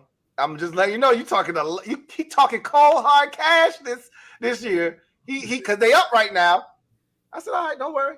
If we get y'all, just know you're gonna hear from me. Because I'm loading the clip. That broom gonna be hitting different. Yeah, big time. Rocky D, thank you for the super chat. Greatly appreciate you. Thank you for being a member of the MOBB. Rocky D writes, Dax is our punt returner, but I noticed Jamison Crowder was cut by the Giants and can easily replace Dax. First of all, do you not remember why Jamison Crowder was cut from here? Or not re-signed, I should say, here? He had a horrible year returning punt. When's the last time Jamison Crowder returned punts for anybody? Here. It has to be here. Nobody's putting him back there. That's not even where he's at in his career. Now he's just trying to find a job as a slot receiver for somebody. You know, a veteran slot receiver. At this point, his punt return days are long gone. He says, reunion? Question mark. It wouldn't happen. Any interesting cuts from other teams you think could be an asset? We've kind of touched on that already. Not really too many guys. I think most of the guys that we saw either were punt returners or linebackers in particular. You know, a lot of Jalen Smith. Nobody want his ass. And Deion Jones. No, I'm good. Like even Desmond King, who Ed brought up, I wanted him 2 years ago. I'm good on him now. Like I'm good. Like everybody wants to run Dax out of town, and that's fine. I don't mind. I get it. But Dax catches the ball. This is all I can say.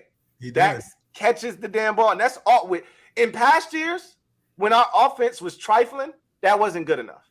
We needed some extra juice from somewhere. Because we definitely won't get it from our stale ass offense. Yep. I just need Sam to get his hands on the ball. With the talent that we have on offense, just get it back to them. They'll do the rest. Okay. I couldn't be assured of that with Cashmere either. So yeah, I saw Jamison Crowder. Yeah, I passed on him. I liked him while he was here, but yeah, I passed on him. Somebody brought up Dan Arnold because I think that's going to come up in a super chat pretty soon. But I'm not banging on the table for Dan Arnold. He's a tight end, played with the Cardinals, just got cut by the Eagles. It's a name. Jalen Mayfield, I just saw him pop. He was like a third-round pick in 2021. He hasn't had a good career. He's had a couple of injuries, so maybe on a practice squad. He plays left guard, and you got Sadiq and Chris Paul. So Sadiq, if the casts flare up, knock on wood, then there's somebody you have waiting there. My fault, guys. I gotta put the sage out there. But that's one. I told you it's not a stream until Ed drops a questionable every time. Injury comment. It's Sadiq though. Every time, Ed. Never fails. Hey, I saw Dan Arnold get cut, but I was like, I don't see. So if Dan Arnold had a history with EB, maybe, but I think most teams kind of go with the same philosophy of, unless the dude is super talented, they really like this guy coming out of college, or, there's some kind of extra added motivation to go get that player. You tend to want to work with the guys you've been working with all summer, right? The guys that have been in your system, the guys that you've watched work every day. You know what you're getting yourself into. You know their strengths. You know their weaknesses. I don't see them really going out on the streets for anything. The major. One tight end we liked that at UCLA got released by his second team, SEIC, but I mean, he's already been waived by two teams. It's a reason. Yeah. But we did like him coming out. He's on the streets now too. Yeah. And Wood was a first round pick, but he's been awful. Yeah. No, he's definitely probably about to be out of the league. There was a guy that they really liked, Kyle Soley, out of Arizona State. He went undrafted. I think he ended up signing with the Cardinals. I wonder if he got cut. That was the only guy that I thought they would do like some Tariq Castro Fields, Rashad Wildgoose, John Ridgeway type stuff with, because they really liked him and they thought they were going to be able to sign him as an undrafted rookie. And he ended up staying in Arizona with the Cardinals, I believe. So I wonder if he got cut. That'd be the only guy that I thought they would go out and get like that. I brought up Greedy Williams last week on RIO'S stream, but I don't know what's going on. I don't know what's going on with him. Why they cut him so much? Because he got cut by the Eagles too. Right. I just don't think he's very good. Yeah. You get in the league and you realize certain dudes just not what you thought they were. So, Quan Legend, thank you for the super chat. Greatly appreciate you. Quan writes, "Can we get to 700 likes, people? Thumbs up. Good and well that ain't gonna happen. Yeah, I appreciate you. Good and well, man. I know what the psyche is with that though, but it's still hard. It's mind-boggling because even after you remind them, I get you. I get it. People forget to hit the like button. I forget sometimes. I'll be watching it. I make a conscious effort now when I go to somebody's video. The first thing I try to do is like the video. Same. Yeah, try it because I know I'll forget. If I get into watching it, I'll forget. But after you're reminded and you still don't hit it, where's the psychological sense in that? Like, that's the part that I struggle with is I get it. You just forgot. Oh, man, let me hit this like button real quick now that they done said something. I will make a public service announcement and it'll go up 50 likes. but it's 500 people in the the Yeah, chat. we 85 minutes into it. Like you can like it by now. You had plenty of time. It's over 1,000 people watching right now, and it's only 300 and something likes, and it's not gonna go up too much more than that. It might hit 400. Like that is mind-boggling to me. Anyway, I'll never understand it. Red Wings 01, thank you for the super chat. Greatly appreciate you. My guy Red Wings writes, I think Fromm played his way into a spot. Yeah, that was me, LOL. But he said it wasn't that I wanted it to happen. I was more afraid of the staff would do it. I knew somebody said it, and I was like, wait a minute. And you're too smart for that. So I'm glad you clarified that you didn't think that it should happen. You thought they would do that. And I get that. I try to stay away from what I think they're gonna do. I'll tell y'all if I'm doing something based off of what I think they're gonna do. Like I refused to cut Trenton Scott, remember? And I was like, I said, I'm not cutting him because it's the right thing to do. He's supposed to be here. He played his way onto this roster. We need a fourth tackle. They better not keep Braden Daniels over him. And I'm proud of them for finding a way to make that happen. So Jake Fromm never stood a chance. The new rules, it was funny because Ron tried to play it up at the end of the third preseason game because, like, let Jake have his little moment. He had 2 good games in a row. Let him have his moment, his little shine. So Ron was like, these new rules with the quarterback makes it real interesting. Then they asked him that same question today. And Ron said, no, that didn't factor into it all. He looked at Martin Mayhew, and Martin was like, nah, not at all. Like, Jake Fromm never stood a chance to make this roster. They never took that into consideration. It was always going to be 2 quarterbacks. Zoe Life, No Life. Thank you for the super chat. Greatly appreciate you. Who writes, these QBs lately can't slide for real. Did y'all see Bryce Young slide? Man, he sat down. He didn't slide. That man came to a complete stop and sat down. A nasty slide. And that was some real nasty work right there. Like, come on, bro. Y'all can bring in a baseball coach to show these dudes how to slide, man. That's ridiculous. He says, my grandma can slide better. Anyway, I'd rather go blind seeing how with the most rigid slide over watching Brissett this December. Look, how is going to be a guy that I challenge him to slide more often and to run out of bounds because he's a tough guy. And while I love his temperament, I love that mindset, I don't want him taking on linebackers and safeties and defensive linemen very often. You're not at UNC anymore. You're not playing NC State. I don't need you doing that anymore. So I need him to take care of himself because we need him for the long haul. Red Wings 01. Thank you for the super chat. Greatly appreciate you. Double up. Thank you for doubling up. Who writes, can't tell y'all how many people are mad over Kaz getting cut and Dax making it. Y'all really want a guy who can't catch claps in a whorehouse? That's my old high school coach used to say. Can't catch claps in a whorehouse. That's hilarious. You guys have already spoken on it. Ed wants him out of the NFL. I'm not as hard on him. I wouldn't mind him being back on the practice squad, but clearly he's a DC defender. At a bare minimum, that's as good as it's gonna get. Is he's going to join DJ Swearinger on the DC Defenders and Monte Nicholson? Is that what Monte is? Monte played on DC Defenders. Hey, Monte! Hey, that's what I'm talking about. Way to find some work, young fella. All right. Christopher McLaughlin, thank you for the super chat. Greatly appreciate you. My guy, Chris, thank you for being a member of the MOBB writes, hey, Lou, Ed, Rio, hope all 3 of you are doing well. Likewise, we appreciate you. What are your thoughts on Forbes, St. Juice, and Fuller working together and communicating more effectively and them being a catalyst in causing more turnovers in games?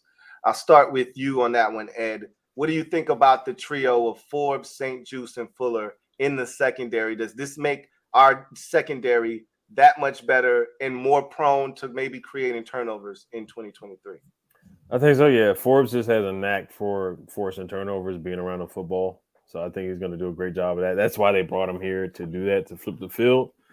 Fuller, if he can play like he did in the second half of the season, because he usually starts slow, then I think he'll be fine. And then St. Juice, they got him playing in the slot, and we'll see. I think we need Quan Martin. I think he's going to be an X factor, honestly, but he looks like he's coming on a little bit slower. But you certainly have some more versatility. You can mix and match coverages with these guys. You have more depth. You brought in more speed with Forbes because St. Juice is, 4'5", 4'6" guy. Fuller's not the quickest guy in the world. He's only getting slower. We kind of saw him get beat a couple times in the Ravens practice by Odell Beckham. So you bring in a guy with Forbes who has some more speed to him, some more giddy up, some more closing speed. Forbes had a great camp going up against Terry McLaurin. Forbes did some good things, had a pick six in camp as well. So I think he can definitely bring that for sure. And as far as communicating, I think Forbes is going to get up to speed pretty well. And then you got the chemistry there with St. Juice and Fuller already too. And you got the guys on the back end with Defoe and Cam Curl. Defoe is calls and turnovers too, but I know he's not in the question. But yeah, I could definitely see that. I see Forbes bringing it and forcing a couple of turnovers. Now, I wouldn't get upset if he doesn't come in and get 6 interceptions like he did in college. Maybe as a rookie, he comes in and gets like 3. But that's 3 more than what we did last year from I'm these about guys. to say, that's good. If he had 3 picks 3 this year, that's excellent.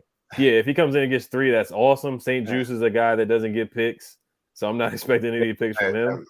But yeah, I mean, if he can just be there, the one pick that he almost had against the Vikings, they called it back, which was a debatable pass interference on Justin Jefferson. It is what it is on that. That was huge. Yeah, that was a game. The game was over. Yeah, that was a pick 6. Yeah, it's 24-6 game over at that point, or 7. Yeah, so if Forbes can give us 3, then sure, a tip pass, something, just get the ball in the air, or something. That's what I need from Forbes this year. Rio. Yep, Forbes, man. As a fan who, I will admit it, on draft night, I was pissed. I was pushing, I was trying to will Christian Gonzalez down that board, and that's who I wanted with the pick. But we ended up with Emmanuel Forbes, and since he's got here, I see the vision. I get the vision now, and I've got to know him more as a person, seeing how he interacts with his teammate, seeing the personality, the charisma. He pretty much has Sauce Gardner's confidence and swagger in his 90-pound frame, because the dude is the skinniest football player I've ever seen, the skinniest legs I've ever seen on an NFL field, but he has heart. He's a more than willing tackler. He actually tries to initiate contact. That's not always going to work out for him in this league, but I love the heart, though. He's not afraid of contact. He doesn't shy away from it, and we need somebody. We need a field flipper. Fuller catches picks after Halloween. Benjamin St. Juice hasn't caught a pick since middle school.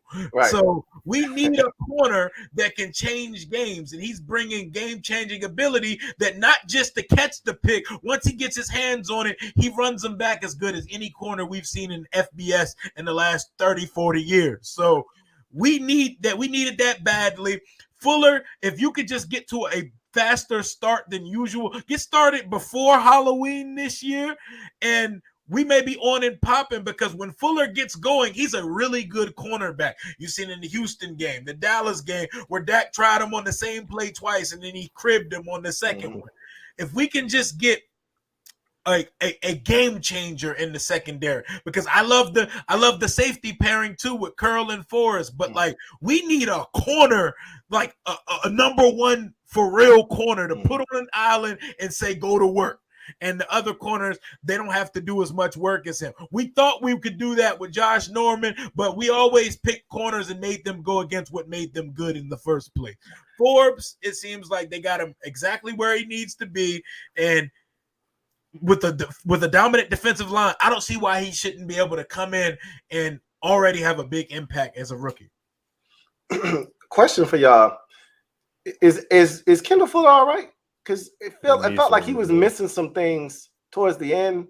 They were kind of not, and like Ron has said, they don't have to tell us anything, but it just kind of felt like he was missing a lot of practice. And he good? Y'all, everything good there? Y'all think? Yeah, I think he'll be ready for week 1. He did play. So the last time we saw him play was the Ravens joint practice. I don't think he played in the game, if I'm not mistaken. Right, no, because no defensive starters played except for like Jamin, I think, in the Ravens game, if I'm not mistaken about that. Barton. Barton played. But yeah, no, I mean they've been pretty tight and keeping this close to the vest with knee soreness, and the media hasn't really been on it because he's not the popular name. Like they've been asking about Chase Young more. I haven't really heard them ask about Kendall because he's not as popular to the media as Chase Young is. But yeah, no, it's something to monitor. But the good thing is that we do have depth. So if Fuller's not up to speed, you can just throw Forbes out there, St. Juste out there. If Fuller really isn't ready, but I think he is ready because they haven't made any corner moves either. And I think they would have made a move to try to bring in a corner. I think with Fuller, he just abuses the veteran days. Like, he abuses the hell out of vet days during camp and stuff. I'm telling you, Fuller has to be the oldest 28-year-old in the history of football. He feels like he's 34 years old. I ain't gonna lie. I was shocked. One day I was talking cold hard cash about how old I thought he was. Because I'm a Kendall Fuller fan. I think he gets a bad rap. Because I think he's a good football player. He's really smart. But we had him for like 3 years. He goes to Kansas City. And it may not have been 3 years. It might have been 2 years. It felt like 3 years. Then he went to Kansas City. He stayed there for like 2-3 years, won a Super Bowl, then came back, signed a 4-year deal. I'm like, bro, you can't still be in your 20s. Like, that felt like 9 years total. And it was probably like 6 or 7. I think he's probably going into like year 8 now. But he can't be going into year 8 because he wasn't 20 when he came into the league. He was young, though. He's like 21. So he got to be like year 7 he's going into right now. But it's just crazy to me that he feels a lot older than what he is, man. It's crazy. Bear it down. And my guy, BD, thank you for the super chat. Greatly appreciate you. Thank you for being a member of the MOBB, who writes, hey, guys, if the defense starts slow, what do you think they do? Big ups, y'all. So if the defense starts slow, do you think there will be any course of action from a coaching standpoint, from a player standpoint, any adjustments that they could potentially make? Rio, what happens if the defense starts slow? And we've seen them do that on the odd years in particular. Oh, they do or do the that. Even years, actually. Excuse me. They do that. They start slow sometimes, and we can't have that. As the strength of this team, we need them to get off to a fast start. It's imperative that we win our first 2 games because the schedule gets real fast. We need to beat the Cardinals and the Broncos. Those are 2 beatable opponents. I know Mile High is a hard place to win. Sean Payton's a good coach. All that good stuff. We need to win our first 2 games because it gets real when Buffalo comes to town and then Philly the next week. And then December, it gets super real for a while. Yeah. We got the Dolphins, the Jets, and the Cowboys. You can't do what we've done the last 3 years. Yeah. And because what you're going to do is you're going to run into December and you're going to do what you did the last 3 years, which is you're going to fall apart. Yep. And we gotta have a winning record going into December. Like last year, we had 7 wins going into December for the first time in like 14 years or something crazy like that. And we got to get off to a fast start. So we don't have the option for the defense to start slow. So if they do start slow, it could get ugly. Like, I don't know. Like, could it be finally like Ron would have to make a move with the staff? Someone's losing their job as far as on the roster. They could be trying to get a spark. I don't know what it is, but they are not allowed to have a slow start. That's my answer to that question. I hope there is not one. And if there is one, that's a problem. Is Jack Del Rio, are y'all comfortable with Jack as a defensive coordinator? Yeah, I'm good with Jack. I think there was a time where a lot of people wanted him gone. I think last year saved his job. The third down defense was really good. The second half of the year, they won a lot of. They were in games because of the defense. Once again, I'm a big Taylor Heineke supporter, but they don't win the Falcons game without the defense. They don't win the Eagles game without the defense, forcing turnovers on Monday Night Football. A lot of the games when we went on our streak last year, they don't win those games without the defense. The defense carried us. The Giants game, the reason why we tied, the defense made big stops towards the end of that game. Even the reason why we stayed in the Sunday Night Football game, because we gave up a sack fumble for a touchdown. Yeah. The defense held it down. So the defense held it down a lot of games last year for us to even get to 8-1. That's right. I think, like you said, it's imperative that we start the season fast. I feel like we got to beat the Cardinals by like 90.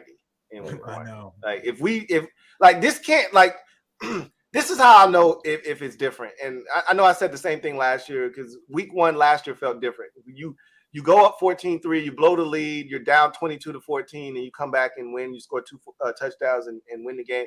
That's not what we do. So that felt different in the moment, week 1 last year against Jacksonville. But if we're same old, we'll struggle in week 1. We'll win. Yep. Right? We'll find a way, but we'll let Clayton Tune come in here and run around a little bit, make a couple of throws, and the defense will struggle to get off the field. And all of a sudden you look up, we're midway through the third quarter and it's 13-10, we're up, and you're like, what the F is going on here, bro? I want to score on 5 of the first 6 possessions in the game. Yeah, I want to kill them. I want the game to be 31-6 at halftime. Like, that's the kind of time I'm on. I want the score to be 34-10 or 13 after 3. Like, that's the kind of time I'm on. Like, I want Jacoby Brissett playing in the fourth quarter. I want Jacoby Brissett getting snaps and an ass kicking in week 1. That's what I want. It don't even have to be a 40 burger. I would love it to be, but I just want to beat these boys up nice and proper. Like, you can't do what they just did, and then their coach looks in the camera with 100% confidence and says it's a competitive advantage.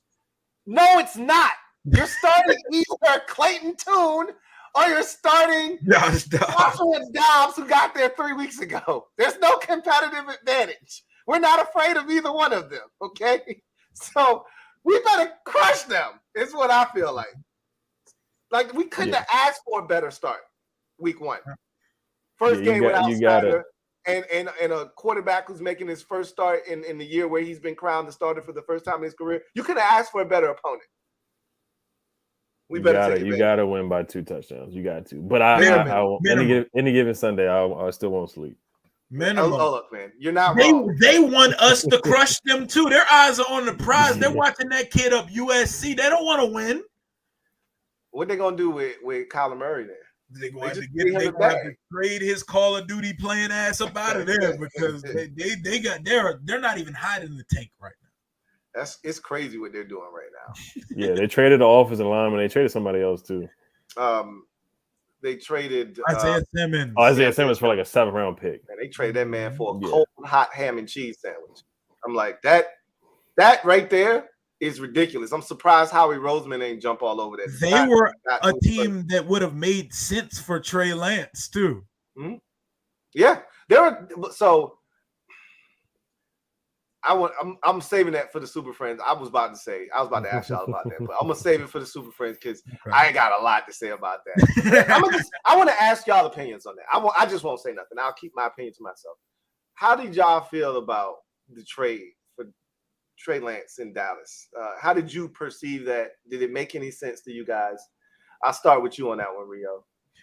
I know. I remember when I got the notification. I was sitting in Pentagon City Mall, and when I read it, I kind of chuckled because it didn't make any sense to me on first read. I was like, Dallas traded for Trey Lance for a mid-round pick, and I was just trying to put it together.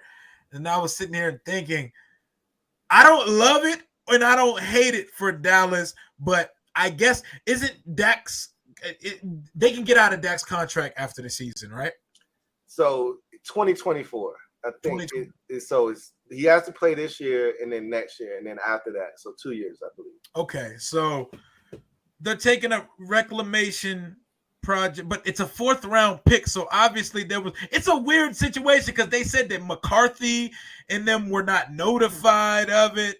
It was, I don't know. It felt like one of the more random trades in recent memory in the NFL. Dallas is probably the last team. My prediction was it would be a random team with a good starter, but Dallas was probably the last team I would ever think about would be it. So for me, my main reaction is this is a random ass trade, but it could be something down the line. And yeah, it could be a Dak contingency plan. I mean, you've seen year after year after year Dak disappoint and fold under pressure in big moments in the playoffs. Not saying that Trey Lance would be the answer, but you know, and Jerry Jones admitted, he said that he thought about drafting Jalen Hurts, or they wanted to draft Jalen Hurts at the time too. So I could see them, you know, potentially moving on in a couple of years. I mean, they've seen enough. I mean, your ceiling is the 2nd round, or it's a playoff loss at home. Like he choked against the Niners at home. They lost that game. Then you lose again where he throws a couple interceptions. You lose again to the Niners, you know, against Brock Purdy. So no disrespect to Brock Purdy, but I think, you know, I think Jerry's like, hey, man, I'm getting older. It may be time to move on to find something else. So, but Trey Lance, I think he's got a long way to go too. You see the talent, but yeah, it was out of left field, and they pulled a Bruce Allen move where they didn't tell Mike McCarthy at all, and they just pulled the random trade off. Jerry Jones is a piece of work. I'm gonna just say that. Envision Home DEG. Thank you for the super chat. Greatly appreciate you. Who writes, big up, General, and my two beloved command sergeant majors. Professor Lou, 11 years ago, you taught me college players on lower levels must do one thing, dominate. Absolutely. 89 receptions, 1,400 yards, Tinsley's numbers with Zappy equals 53. My guy, MP, shout out to my guy, MP. He was killing it at Western Kentucky. You know, he was killing it. And then he went to Penn State. And, you know, I feel like Sean Clifford stinks, but that's neither here nor there. The bottom line is it's different competition. His numbers weren't as great. You could tell that, you know, he wasn't as fast and things of that nature, but you could also tell he's very technical, very savvy, good route runner, excellent hands, and that he could do all of the things you needed to do to make it in the NFL. And I think you saw that throughout camp and in the preseason as well. So I'm glad that they made the right decision, because I still think they could have gotten him onto the practice squad, but why find out? You know, because the way I view it, no telling what the receiver position is going to look like in, 2 years from now, or whatever the case may be. You always want to have young guys like that kind of hovering around that can step in. And you never know when you have a rash of injuries at a position in particular. We've seen that happen to us, specifically at center in past years, but we've seen that happen to us. You just want to be prepared. I think Tinsley gives you a guy you can feel good about sticking in the game if you have to. 4G63 Addict, stand up. You are the newest member of the MOBB. Mob, y'all know what to do. Open your arms wide. Show 4G63 Addict some love. Appreciate you coming on board. Look forward to chopping it up with you. Welcome to the squad. 4G63 Addict. Christopher McLaughlin, my guy. Chris, thank you for the super chat. Greatly appreciate you. Double up. Thank you for doubling up. Who writes, hey, Lou, Ed, Rico, 2. What do you all think about the respect of Terry being ranked 36, Allen 64, 4th, and Payne 70th of the top 100 players in ESPN? What is the one game each of you are looking forward to this season, and why?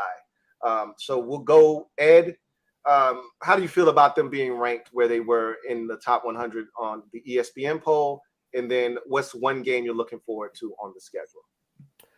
Yeah, I didn't really look. I saw the NFL top 100. I think Terry was disrespected. He was like 70, but I think the ESPN poll is more accurate with him being 36. I think John Allen should be higher than 64 for sure.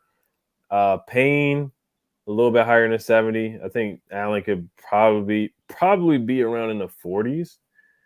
But Terry being 36, him being a top 10, in my opinion, I think he's a top 10 wide receiver. So I'll probably put him a little bit higher than that too. That's maybe a little bit biased, but I think he is a top 10 wide. If you give him a good quarterback, I think he would get more recognition for sure. The one game that I'm looking forward to, that's a really good question. That's a good question because looking at the schedule. Sometimes I actually like. I know you guys hate Thanksgiving games, but I don't mind it. I really don't. I don't mind it at all.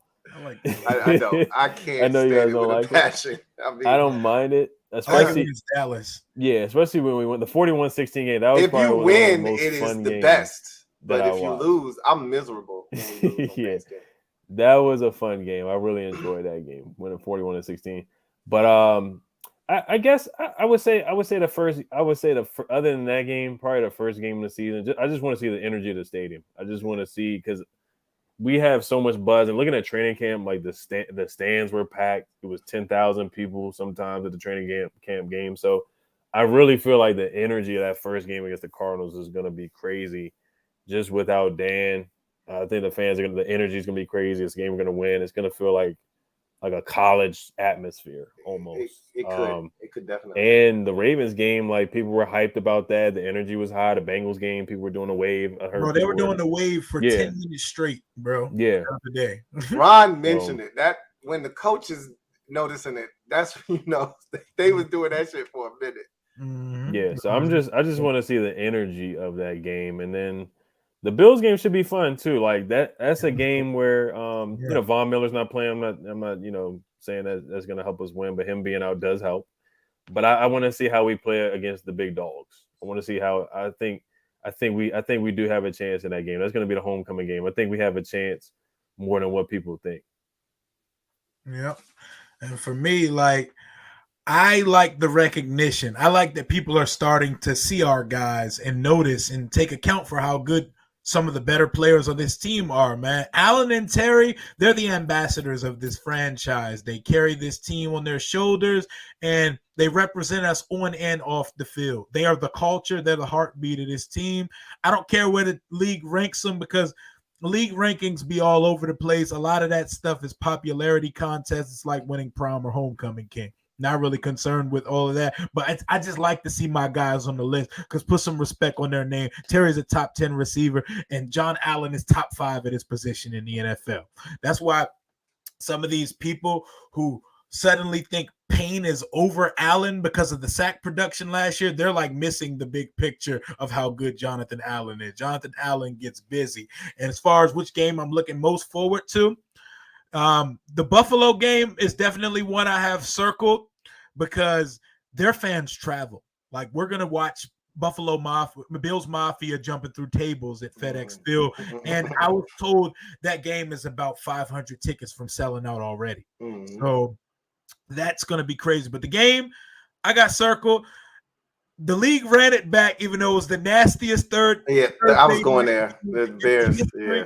I think this year they make up for last year because the Bears and Commanders are going to be two of the most improved teams in the league. Fields versus Howell, all blacks in prime time. It's the first time we get to see the blacks at nighttime where they were designed to be worn and not at 1 p.m. Eastern Standard. Not on the road against Dallas either. It's like, what are you doing, man? In the first month of the season, it's crazy. But yes, the Bears game, that's the one, October 5th. That's the game I have circled. That's the game I'm most looking forward to because I want to see what the new look Bears, the improved Bears, and a winnable division look like versus us. Hopefully, we're sitting pretty at that point. Hopefully, we got a couple wins under our belt because that's the 5th game of the season. Yeah, that's the game I was going to choose for that exact reason. The opportunity. I hope our fans follow directions and wear black. It turned into a blackout. You know, I don't know if they kind of get that concept. They didn't do it last year. I get it. It was Minnesota. It was a regular game. It wasn't nice. Real ones did. We did it. Yeah, I had a whole squad of them. We was in all black everything. We were gooned out. That's what I was trying to encourage. And then I was watching it on TV. I'm like, what is this? I can't get jiggy with this shit. We gotta get with the times. Quentin Ruiz, thank you for the super chat. Greatly appreciate you. Quentin writes, put Dax and Kaz on punt return. Dax catches it and hands it to Kaz Allen.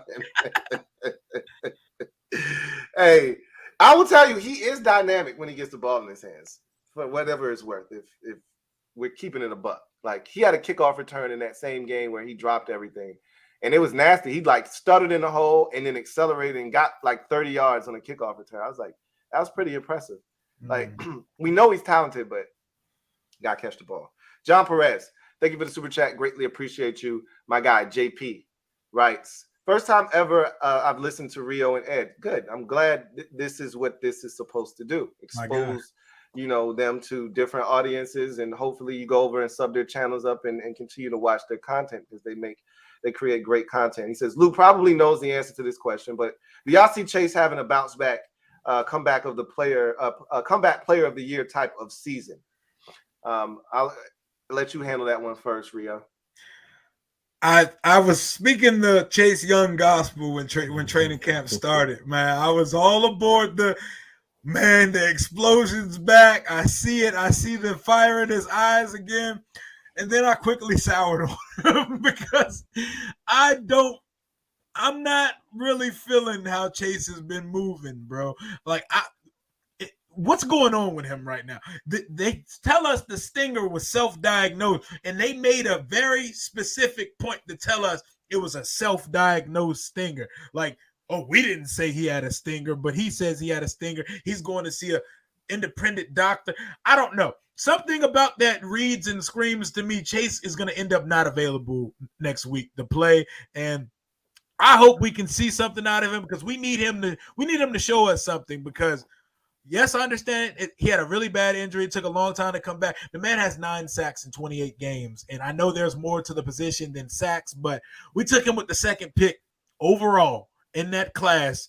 And it's time to pay the piper. I need to see something out of Chase this year. I don't know about comeback player of the year, but I said double-digit plus. I think I said something crazy like 14 and a half sacks. That was my bold prediction. I don't know if we're doing all that, but just give me 10 sacks, man. Just give me 10 sacks, and I'm cool for now.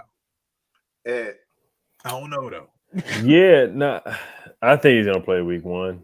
I do. I think he had, because you got to think about it this way. So his 5th-year option didn't get picked up, so he has to audition for himself for other teams. I don't personally, if I had to bet, I don't think he'll be here next year, especially if Ron's still here. I don't think so either. But unless he has a crazy season.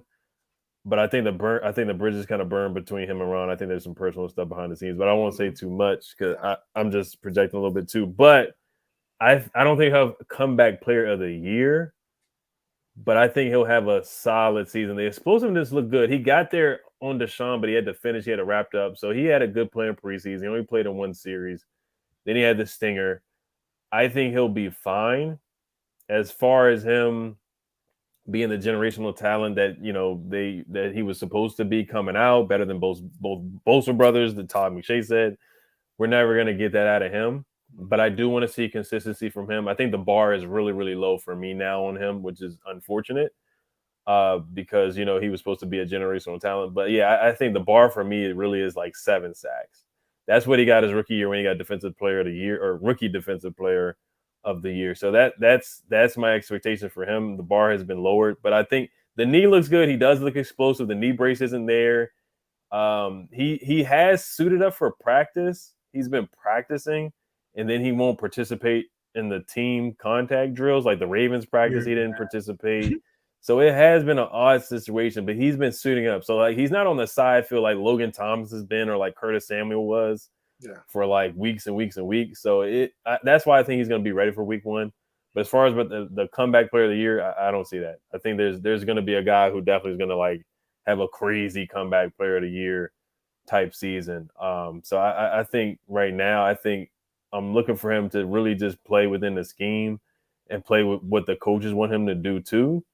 So, but as far as the sack thing, I'm looking around like 7 sacks for him this year.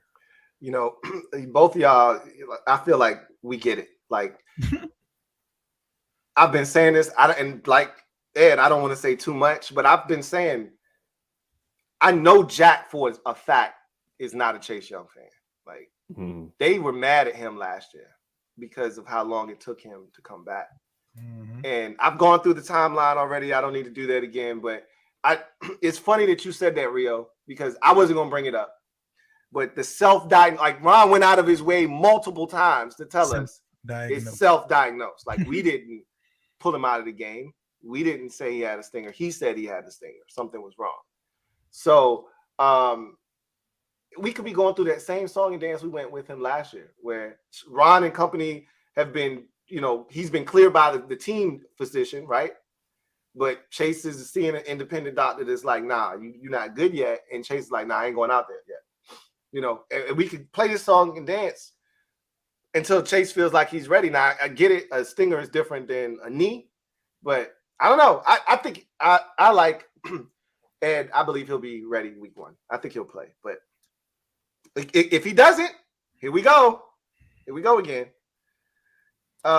We've hit 11 o'clock, and I told these gentlemen if they needed to split by 11, I was not going to keep them any longer than 2 hours. So if either of y'all need to go, I'm going to stick around until I get through all of these super chats. But if y'all have to go, I appreciate the time. And I don't want you falling asleep on the stream like I did a couple times ago. So, again, if you need to get out of here, I know everybody's got, jobs and things of that nature, got stuff going on. Please, by all means, I appreciate the time if you have to get out of here. I got to rock, man. Thank you for having me on. I appreciate y'all coming on, man. It was a blast. You guys are awesome. And again, the links to their channels are down in the description of this video. My mods have been putting them in the comment section. If you haven't subbed them up, please do yourself a favor and do that. Both of these guys are amazing at what they do. Hey, Ed, Rio, thank you so much for the time, man. I appreciate y'all. Thank Thanks you. for having me on. Yep. Hail to the Commanders, baby. Yes, sir. No Yes, doubt. sir. We'll get up soon. Yes, Yes, sir. sir. All right. Peace. So, Heavy K Commander fan, thank you for the super chat. Greatly appreciate you. Mob Squad for 2 years. Really appreciate you, man.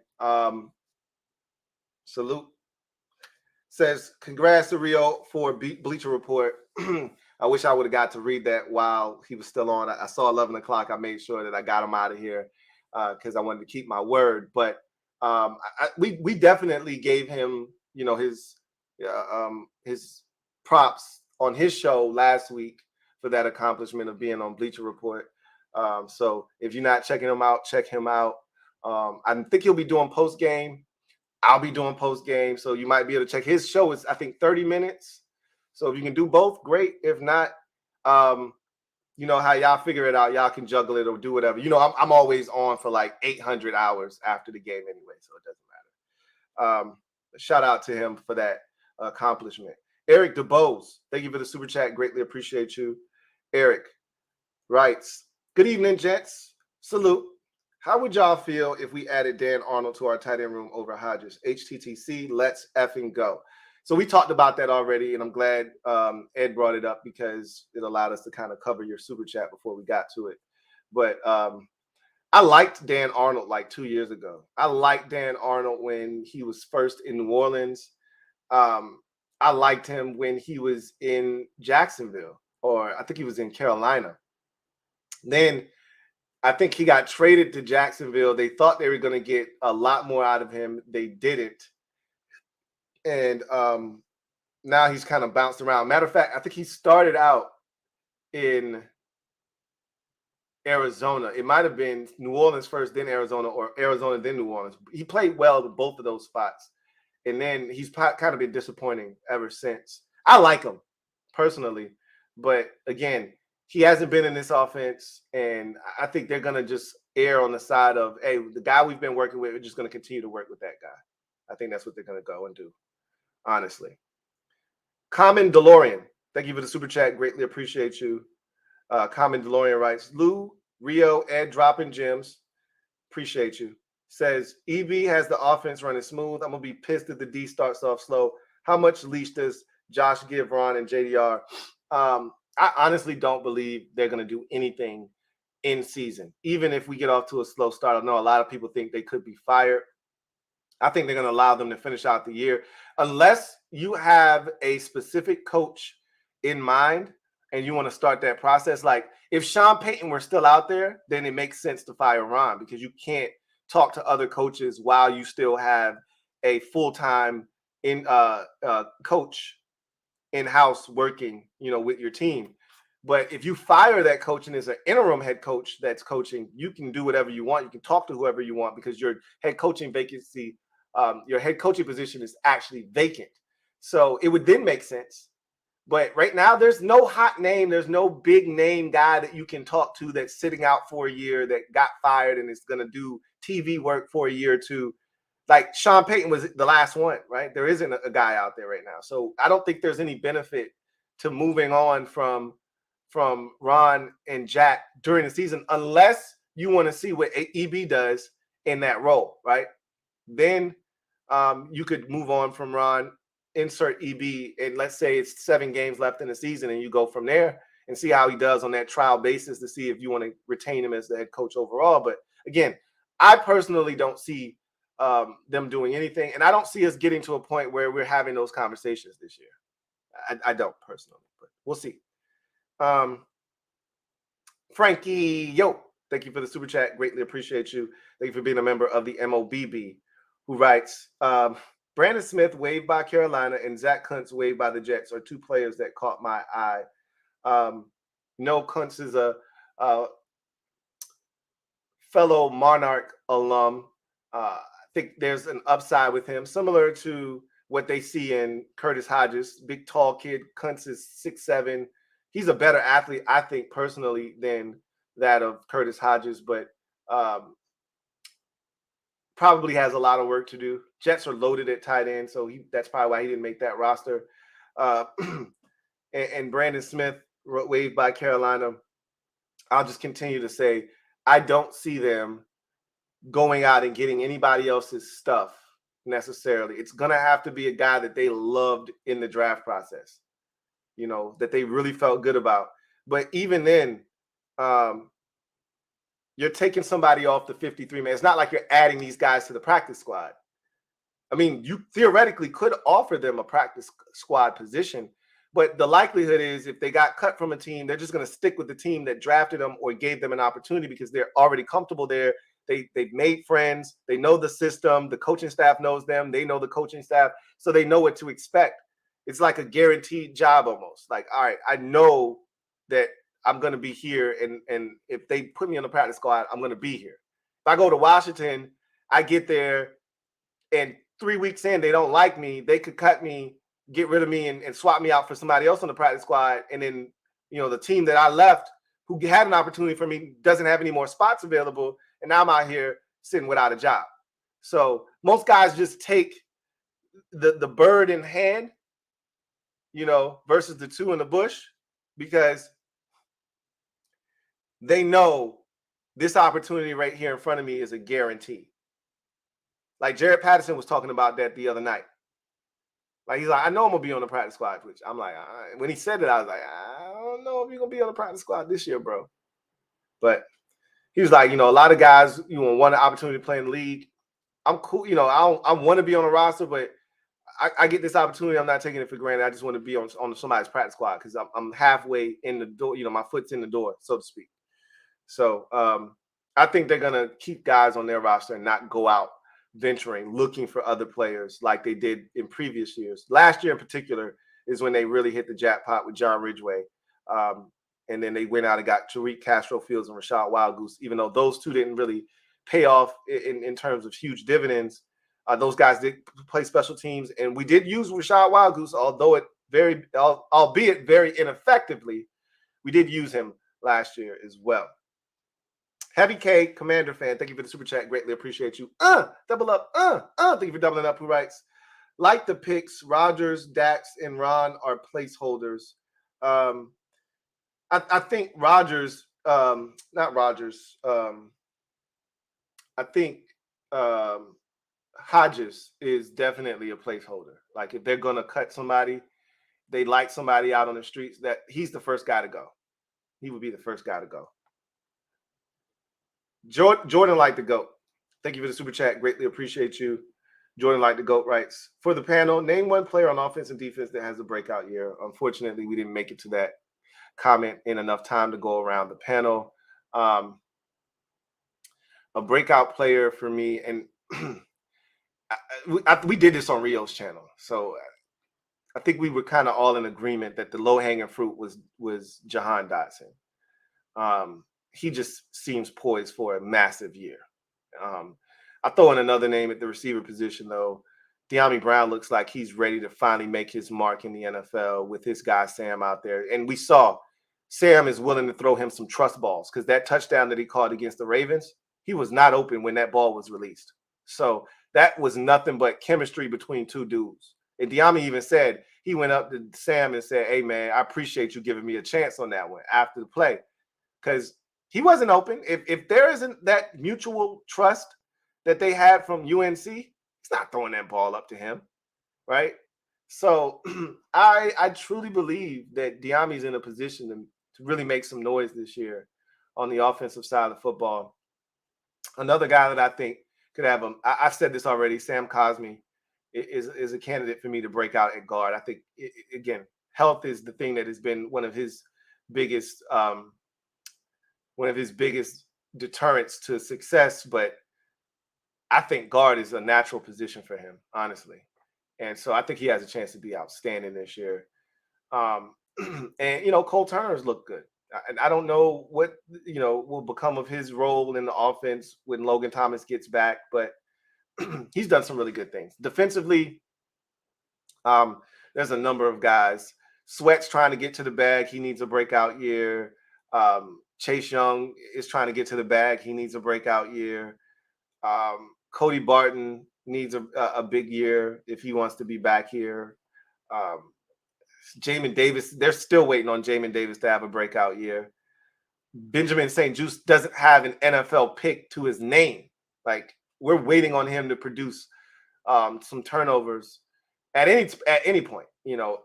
Even if he doesn't and he just continues to lock dudes up, I'm cool with that too. But a breakout for him would be getting his hands on the football, something he hasn't really done a ton of at the NFL level. So there's so many names. Cam Curl, he's had some really good seasons, but if he really truly wants to get to the bag the way that I'm thinking he views himself getting to the bag, he's gonna have to go. He's gonna have to black out and go crazy and get to the football. So you could pick a number of dudes on the defensive side. It's a lot of guys that are hungry, starving to get to the bag that need big seasons in order to do that. So a lot of options to choose from, that's for sure. Swaggy P, thank you for the super chat. Greatly appreciate you. Thank you for being a member of the MOBB. My guy Swaggy P writes, love seeing you guys together every time. Ron wouldn't survive in an interrogation on First 48. No, he wouldn't. He would definitely be the guy they would go and interrogate first, because they said, you know, let me see what I can get out of this guy. Ron tell you everything you need to know. He didn't commit the crime, but he was there and he saw it. And they're going to take that information and they're going to go in there and arm themselves and pretty much tell the guy, look, we got everything we need. We just want to know why you did it. And they're going to give him specifics, you know, something that only someone there at the crime scene at the time of the crime would know, and he's gonna know, damn, my boy flipped on me. That's Ron. He likes to tell himself too much. Yeah. Also, I need a pick with you, Rio, week 1 at the game. I wish I would have seen that. HTTC. I'll make sure that he gets that message. I'll hit him up on Twitter and make sure I let him know that you're looking for a pick week 1. All right. Garage Gym Life, thank you for the super chat. Greatly appreciate you. Matter of fact, I'm gonna do it right now. Let me put the note down in my so I won't forget. I don't want to forget. And I got something else I need to say too, so I don't forget that. Swaggy P, my guy, Swaggy P. Pick with Rio. Make sure I get that to him. I want to send a huge shout out right now to Francis McLaughlin and Robert Mitchell as well. Big shout outs to both of those gentlemen for the generous donations on Cash App. And once again, if you're out there, as you can see, Cash App, PayPal down in the corner of this video, every video that I do.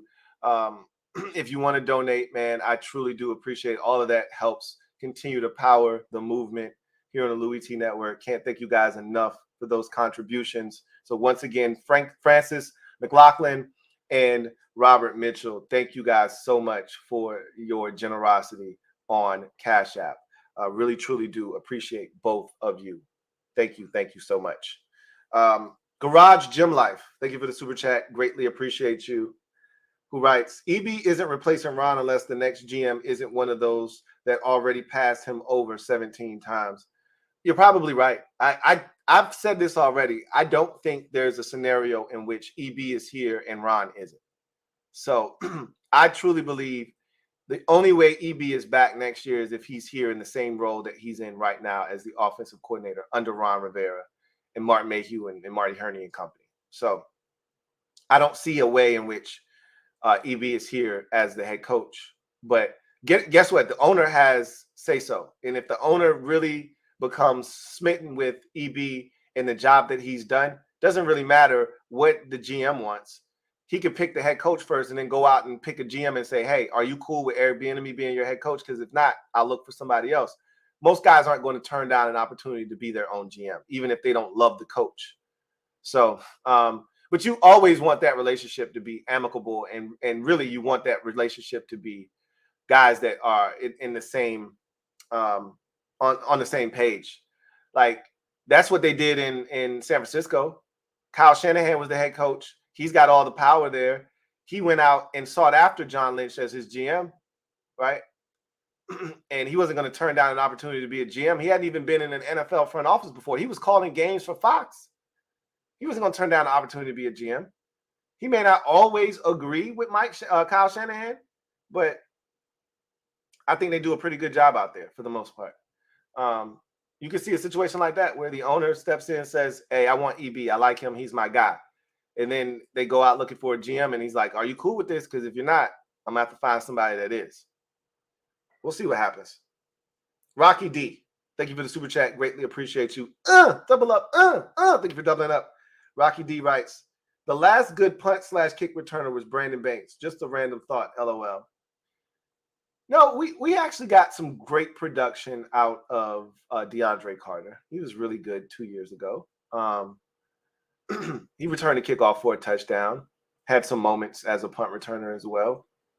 He was dangerous. Banks was more exciting, but I thought the substance lied with DeAndre Carter. Like, how many touchdowns did Brandon Banks score anyway? One, maybe? Like, I think people have built Brandon Banks into this folk-like hero. He's like a folk hero, but go back and look at Brandon Banks. I don't know if he even scored a touchdown. Now that I think about it, he probably scored a touchdown because I remember him doing a little John Wall joint.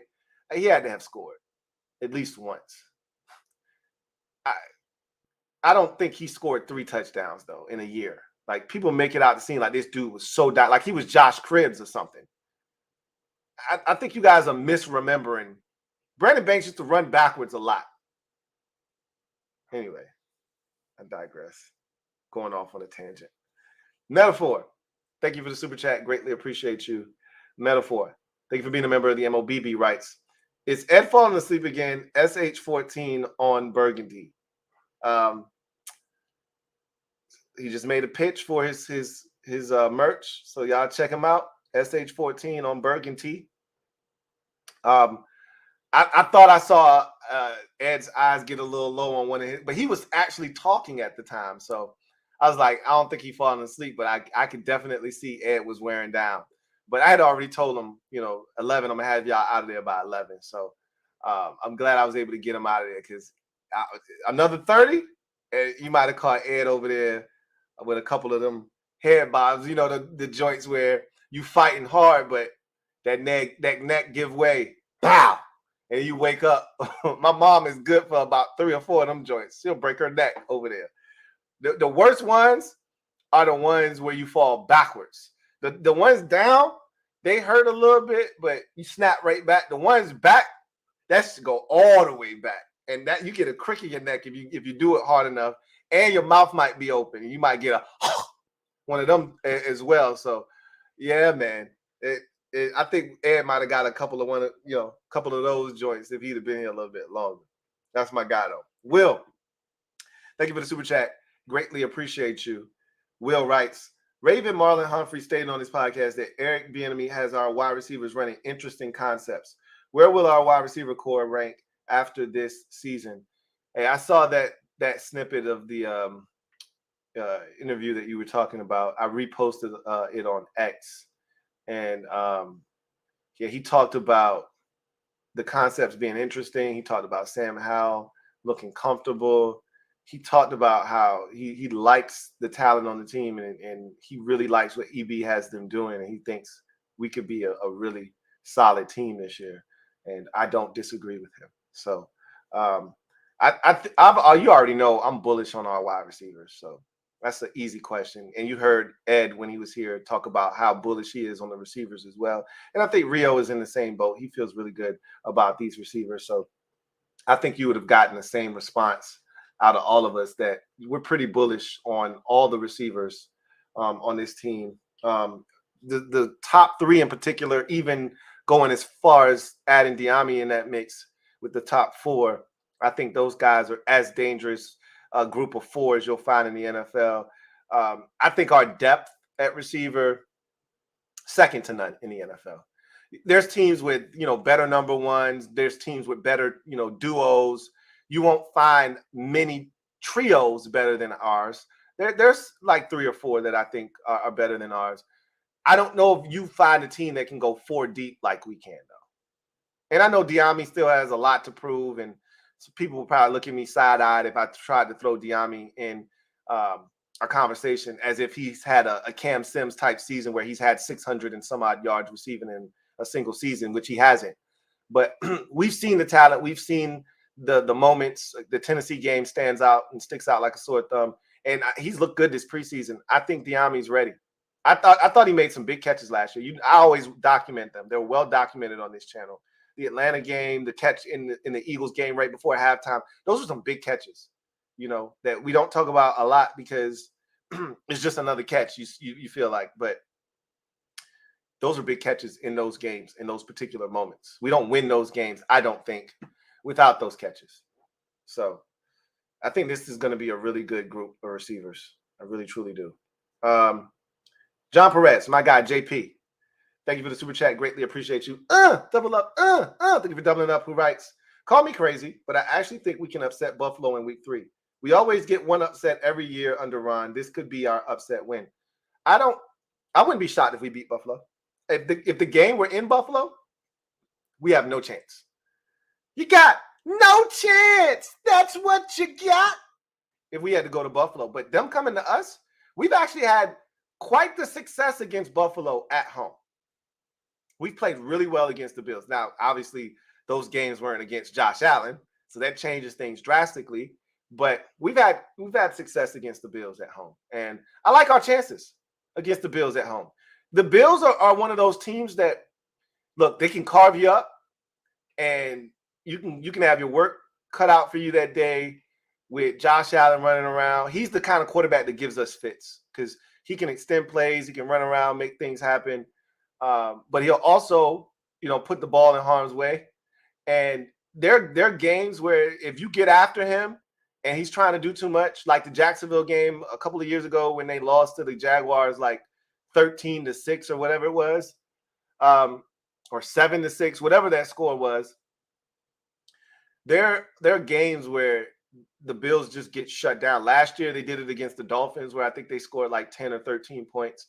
They had 500 yards of total offense, dominated the game, but only scored like 10 points. Josh Allen had an issue last year with red zone interceptions. He hadn't thrown an a red zone interception in his career. Didn't have a single red zone turnover until last year, and then he had a boatload of them last season. So I'm not afraid of Buffalo in week 3, but I'm not looking that far ahead. I'm starting with dismantling Arizona in week 1, and then we go from there. Week 2 against Denver is going to be tough. I'd be lying to you if I said I expect a win in that game. I want to beat them. I think we are capable of beating them. I don't know what Sean Payton's going to have those boys doing. They look so much better on offense in the preseason under Sean Payton. Jerry Jeudy's injury, he probably won't play against us. I'm not turning down the help. It's something that I'm definitely looking forward to, but Mile High has never been good to us. Never been good to us. So we lost there 2 years ago against Teddy Bridgewater. We just don't play well there. So we'll see. We'll see what happens. I don't love it, but I think we can get Buffalo. I wouldn't be shocked if we did. 24-year Snyder survivor. Thank you for the super chat. Greatly appreciate you. Thank you for being a member of the MOBB, who writes, normally the defense carries this team. Do y'all believe it would be the other way around this year? I really, truly hope neither one of those units have to carry the other. I want everyone to carry their own weight, special teams included. I don't want this to be one-sided one way or the other. We're bragging about how well-rounded this roster is and how this is the most complete roster we've had in the 3 years of Snyder's, reign of terror. And even beyond that, going back before then, this is probably the most complete roster we've had probably since 91, maybe 92. Like, when you look at it in its totality, 99 was a crazy year. We had 2,000-yard receivers. You had a 1,400-yard rusher in Stephen Davis. Brad Johnson threw for over 4,000 yards. The defense was really solid. That's probably the last roster. 99 was a really well-built roster. That featured rookie Champ Bailey as well. If I'm not mistaken, was that rookie Champ or was that second-year Champ Bailey? I think that was rookie Champ because I swear he had 3 picks on a Sunday night against Arizona in 99. Either way, we had a mixture of young talent, veterans, and it was a good football team. You got to go back a long ways to see a roster. So I said all that to say this. In 99, both sides of the football carried their own weight. And that's what I want. It's for, some days the defense ain't going to have their fastball. Well, that's the day that the offense steps up and says, hey, I got you. Don't worry about it. Some days the offense is going to struggle. That's when the defense says, all right, I got you today. Don't worry about it. And when we need you, hopefully you'll be ready to show up. That's what I'm looking for. I'm looking for both sides of the football to really do what they need to do to kind of take this team to the next level. Braxton Bailey, stand up. You are the newest member of the MOBB mob. Y'all know what to do. Show Braxton some love. Welcome him with open arms. Look forward to chopping it up with you, Braxton Bailey. Welcome to the squad. Glad to have you. Future Millionaire, thank you for the super chat. Greatly appreciate you. Future Millionaire, thank you for being a member of the MOBB. Writes, Cam Dancer made a nice diving pick. Couldn't even imagine one of our potential CB5s doing anything close to that. And we cut him early. I don't know what prompted them to get rid of him as early as they did, but they moved on him like they saw something they didn't like. They never really gave him a shot at all. So clearly there was something amiss with him here in Washington that they decided. I mean, they moved on him when we were still in OTAs. Like, he didn't even make it to training camp with us. So clearly they felt good about something else. I always thought that it would have been interesting to see him in this particular scheme because I thought it fit his skill set, but clearly they felt differently. Abel Ambrosio, my guy, Double A. Thank you for the super chat. Greatly appreciate you. Thank you for being a member of the MOBB, who writes, he says, crazy. It's about to be 1 year since B-Rob was shot, but man, he stood out in the season. Can't wait for year 2 for him. I've said this already. You haven't seen B-Rob, really. Like, I think he could snap off this year. Like, you talk about breakout players, he could easily be a breakout player this year because the man rushed for almost 1,000 yards last year, and he probably was at 70%, 75 max percent last year. I've already told you I've gone back indirectly and seen him play, and I'm like, oh yeah, we haven't seen this gear yet. We got a glimpse of it in the preseason last year. The Carolina preseason game last year, the Chiefs preseason game last year. We got glimpses of it, but we never saw it in its full splendor. I think you're going to see it this year, and you're going to be wowed. You're going to be like, oh, man, he's a lot better than I thought, than I was giving him credit for. I think that's how some of y'all are going to walk away this year. I honestly believe that. Video channel, thank you for the super chat. Greatly appreciate you. Double up. Thank you for doubling up. Video channel writes, Antonio Gibson over under 1,300 all-purpose yards, all-purpose offensive yards. I'll take the under on that because his rushing yards have steadily declined in this offense. Let's look at Antonio Gibson's numbers. And he had almost 1,000 yards rushing his rookie season. I think it was 700, and then he had like 289 receiving that. So he was over 1,000 all-purpose his rookie season. I think he went over 1,000 yards rushing in his second year, and then it's been a steady decline from that point forward. Let's look at his stats though and see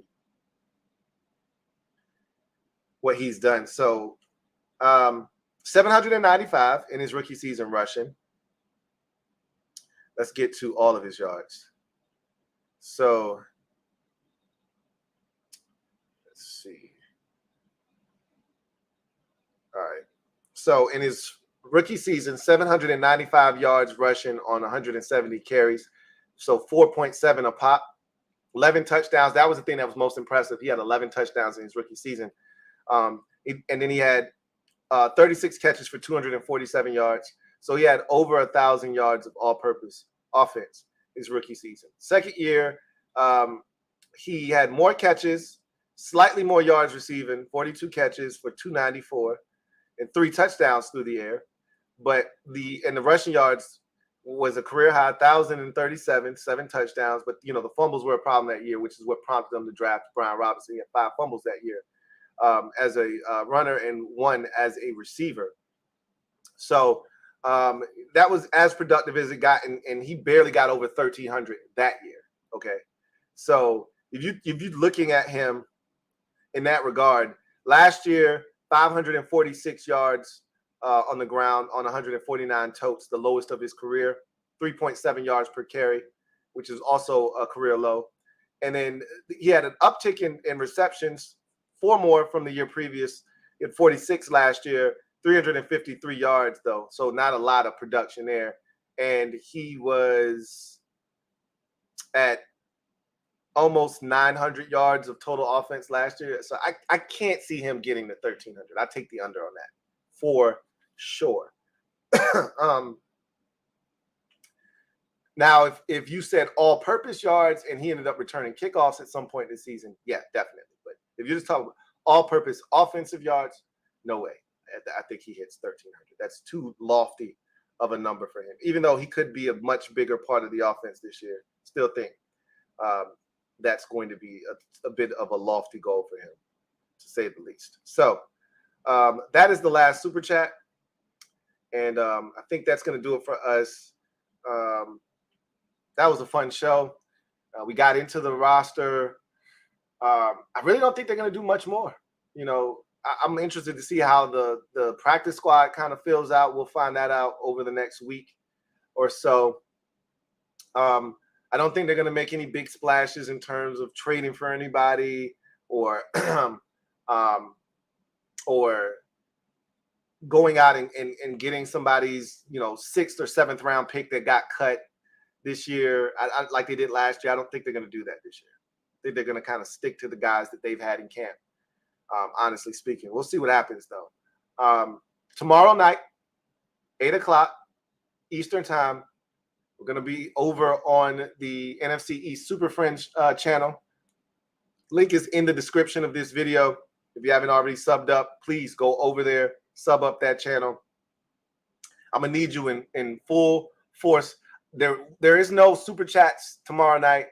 That function is not available to us. We have not hit the milestones that are necessary for that to happen. So so you don't have to worry about talking trash to the guys on the panel per se, but there will be some scraps in the comment section. And I need y'all to hold it down in there. We don't have any mods, so it's going to be the Wild Wild West for this first stream. I figure after this first one, we should be able to scrounge up 3 or 4 mods from that we trust from each of our channels to come over there and be mods for us. But this first one's going to be crazy. All right, so I need y'all to go in there and hold it down. I don't need y'all getting into no verbal fisticuffs with nobody in the comment section. I don't need this to turn physical on site at one of these games or none of that stuff. But I do need y'all to hold the kid down because they're going to be talking cold hard cash about me because I'm going to be saying some outlandish shit and I ain't afraid. So I need y'all backing me up. Even if you don't believe the shit I'm saying, it's almost like we in a gang. Y'all just got to have my back. Oh, man. I digress. Anyway. Metaphor, thank you for the super chat. Greatly appreciate you. My guy, Metaphor. Double up. I think that's a double up. Might be a triple up. Right. Arma and Hodges 53-man swap. Hodges would have been stolen. I think they know that Hodges is a placeholder. They're comfortable with that. Worst case scenario, that the dust settles, the smoke clears. Because this is the thing. They know Alex Arma isn't going anywhere. And I knew that when I put him on the 53. I just thought he was in a position where he gave them that positional flex that they liked, that they'd hold on to him. But he's not going anywhere. No one's going to steal Alex Arma from them. And they know that. And because of that, they can slow play him. So they can keep Hodges on the roster, use him as a placeholder. If they see something out there they like, if they don't, they can come back and say, all right, Hodges, you hit the P squad, Arma, you're up, and they can keep it moving, right? So Alex Arma is going to factor into this roster at some point this season. I think we can all agree on that. So we'll see what happens. Anyway, I digress. That's going to do it for me, your man Louie Tee, here on the command post. Y'all know what it is. Post up. Take command.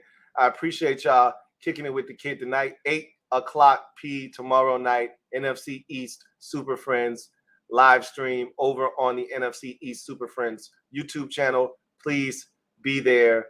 Don't meet me there, beat me there, and we're gonna have some fun. Turn up tomorrow, and that's the beginning of us shocking the world this year. Because I think the disrespect is gonna be at an all-time high tomorrow on that stream, especially from LB. I got a feeling. Bad Dog, as much trash as I'm about to talk to him, he probably gonna be in his feelings a little bit too, and he's gonna have a lot of sideways shit to say. Because I mean, look, they've beaten us. I can't deny it.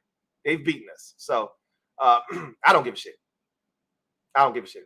They do for not just a win. We do for a sweep of their ass this upcoming season. So and then Thursday, 9:30 p. We're back here on the Louie Tee Network, and we're gonna toast to a hell of an off season, and what I think is gonna be a hell of a regular season and beyond. I think we might be playing some bonus football this year. We'll see. Anyway. I'll see you guys tomorrow night, 8 p. NFC East Super Friends stream. You guys have a good one. Take care. God bless. And as always, good night.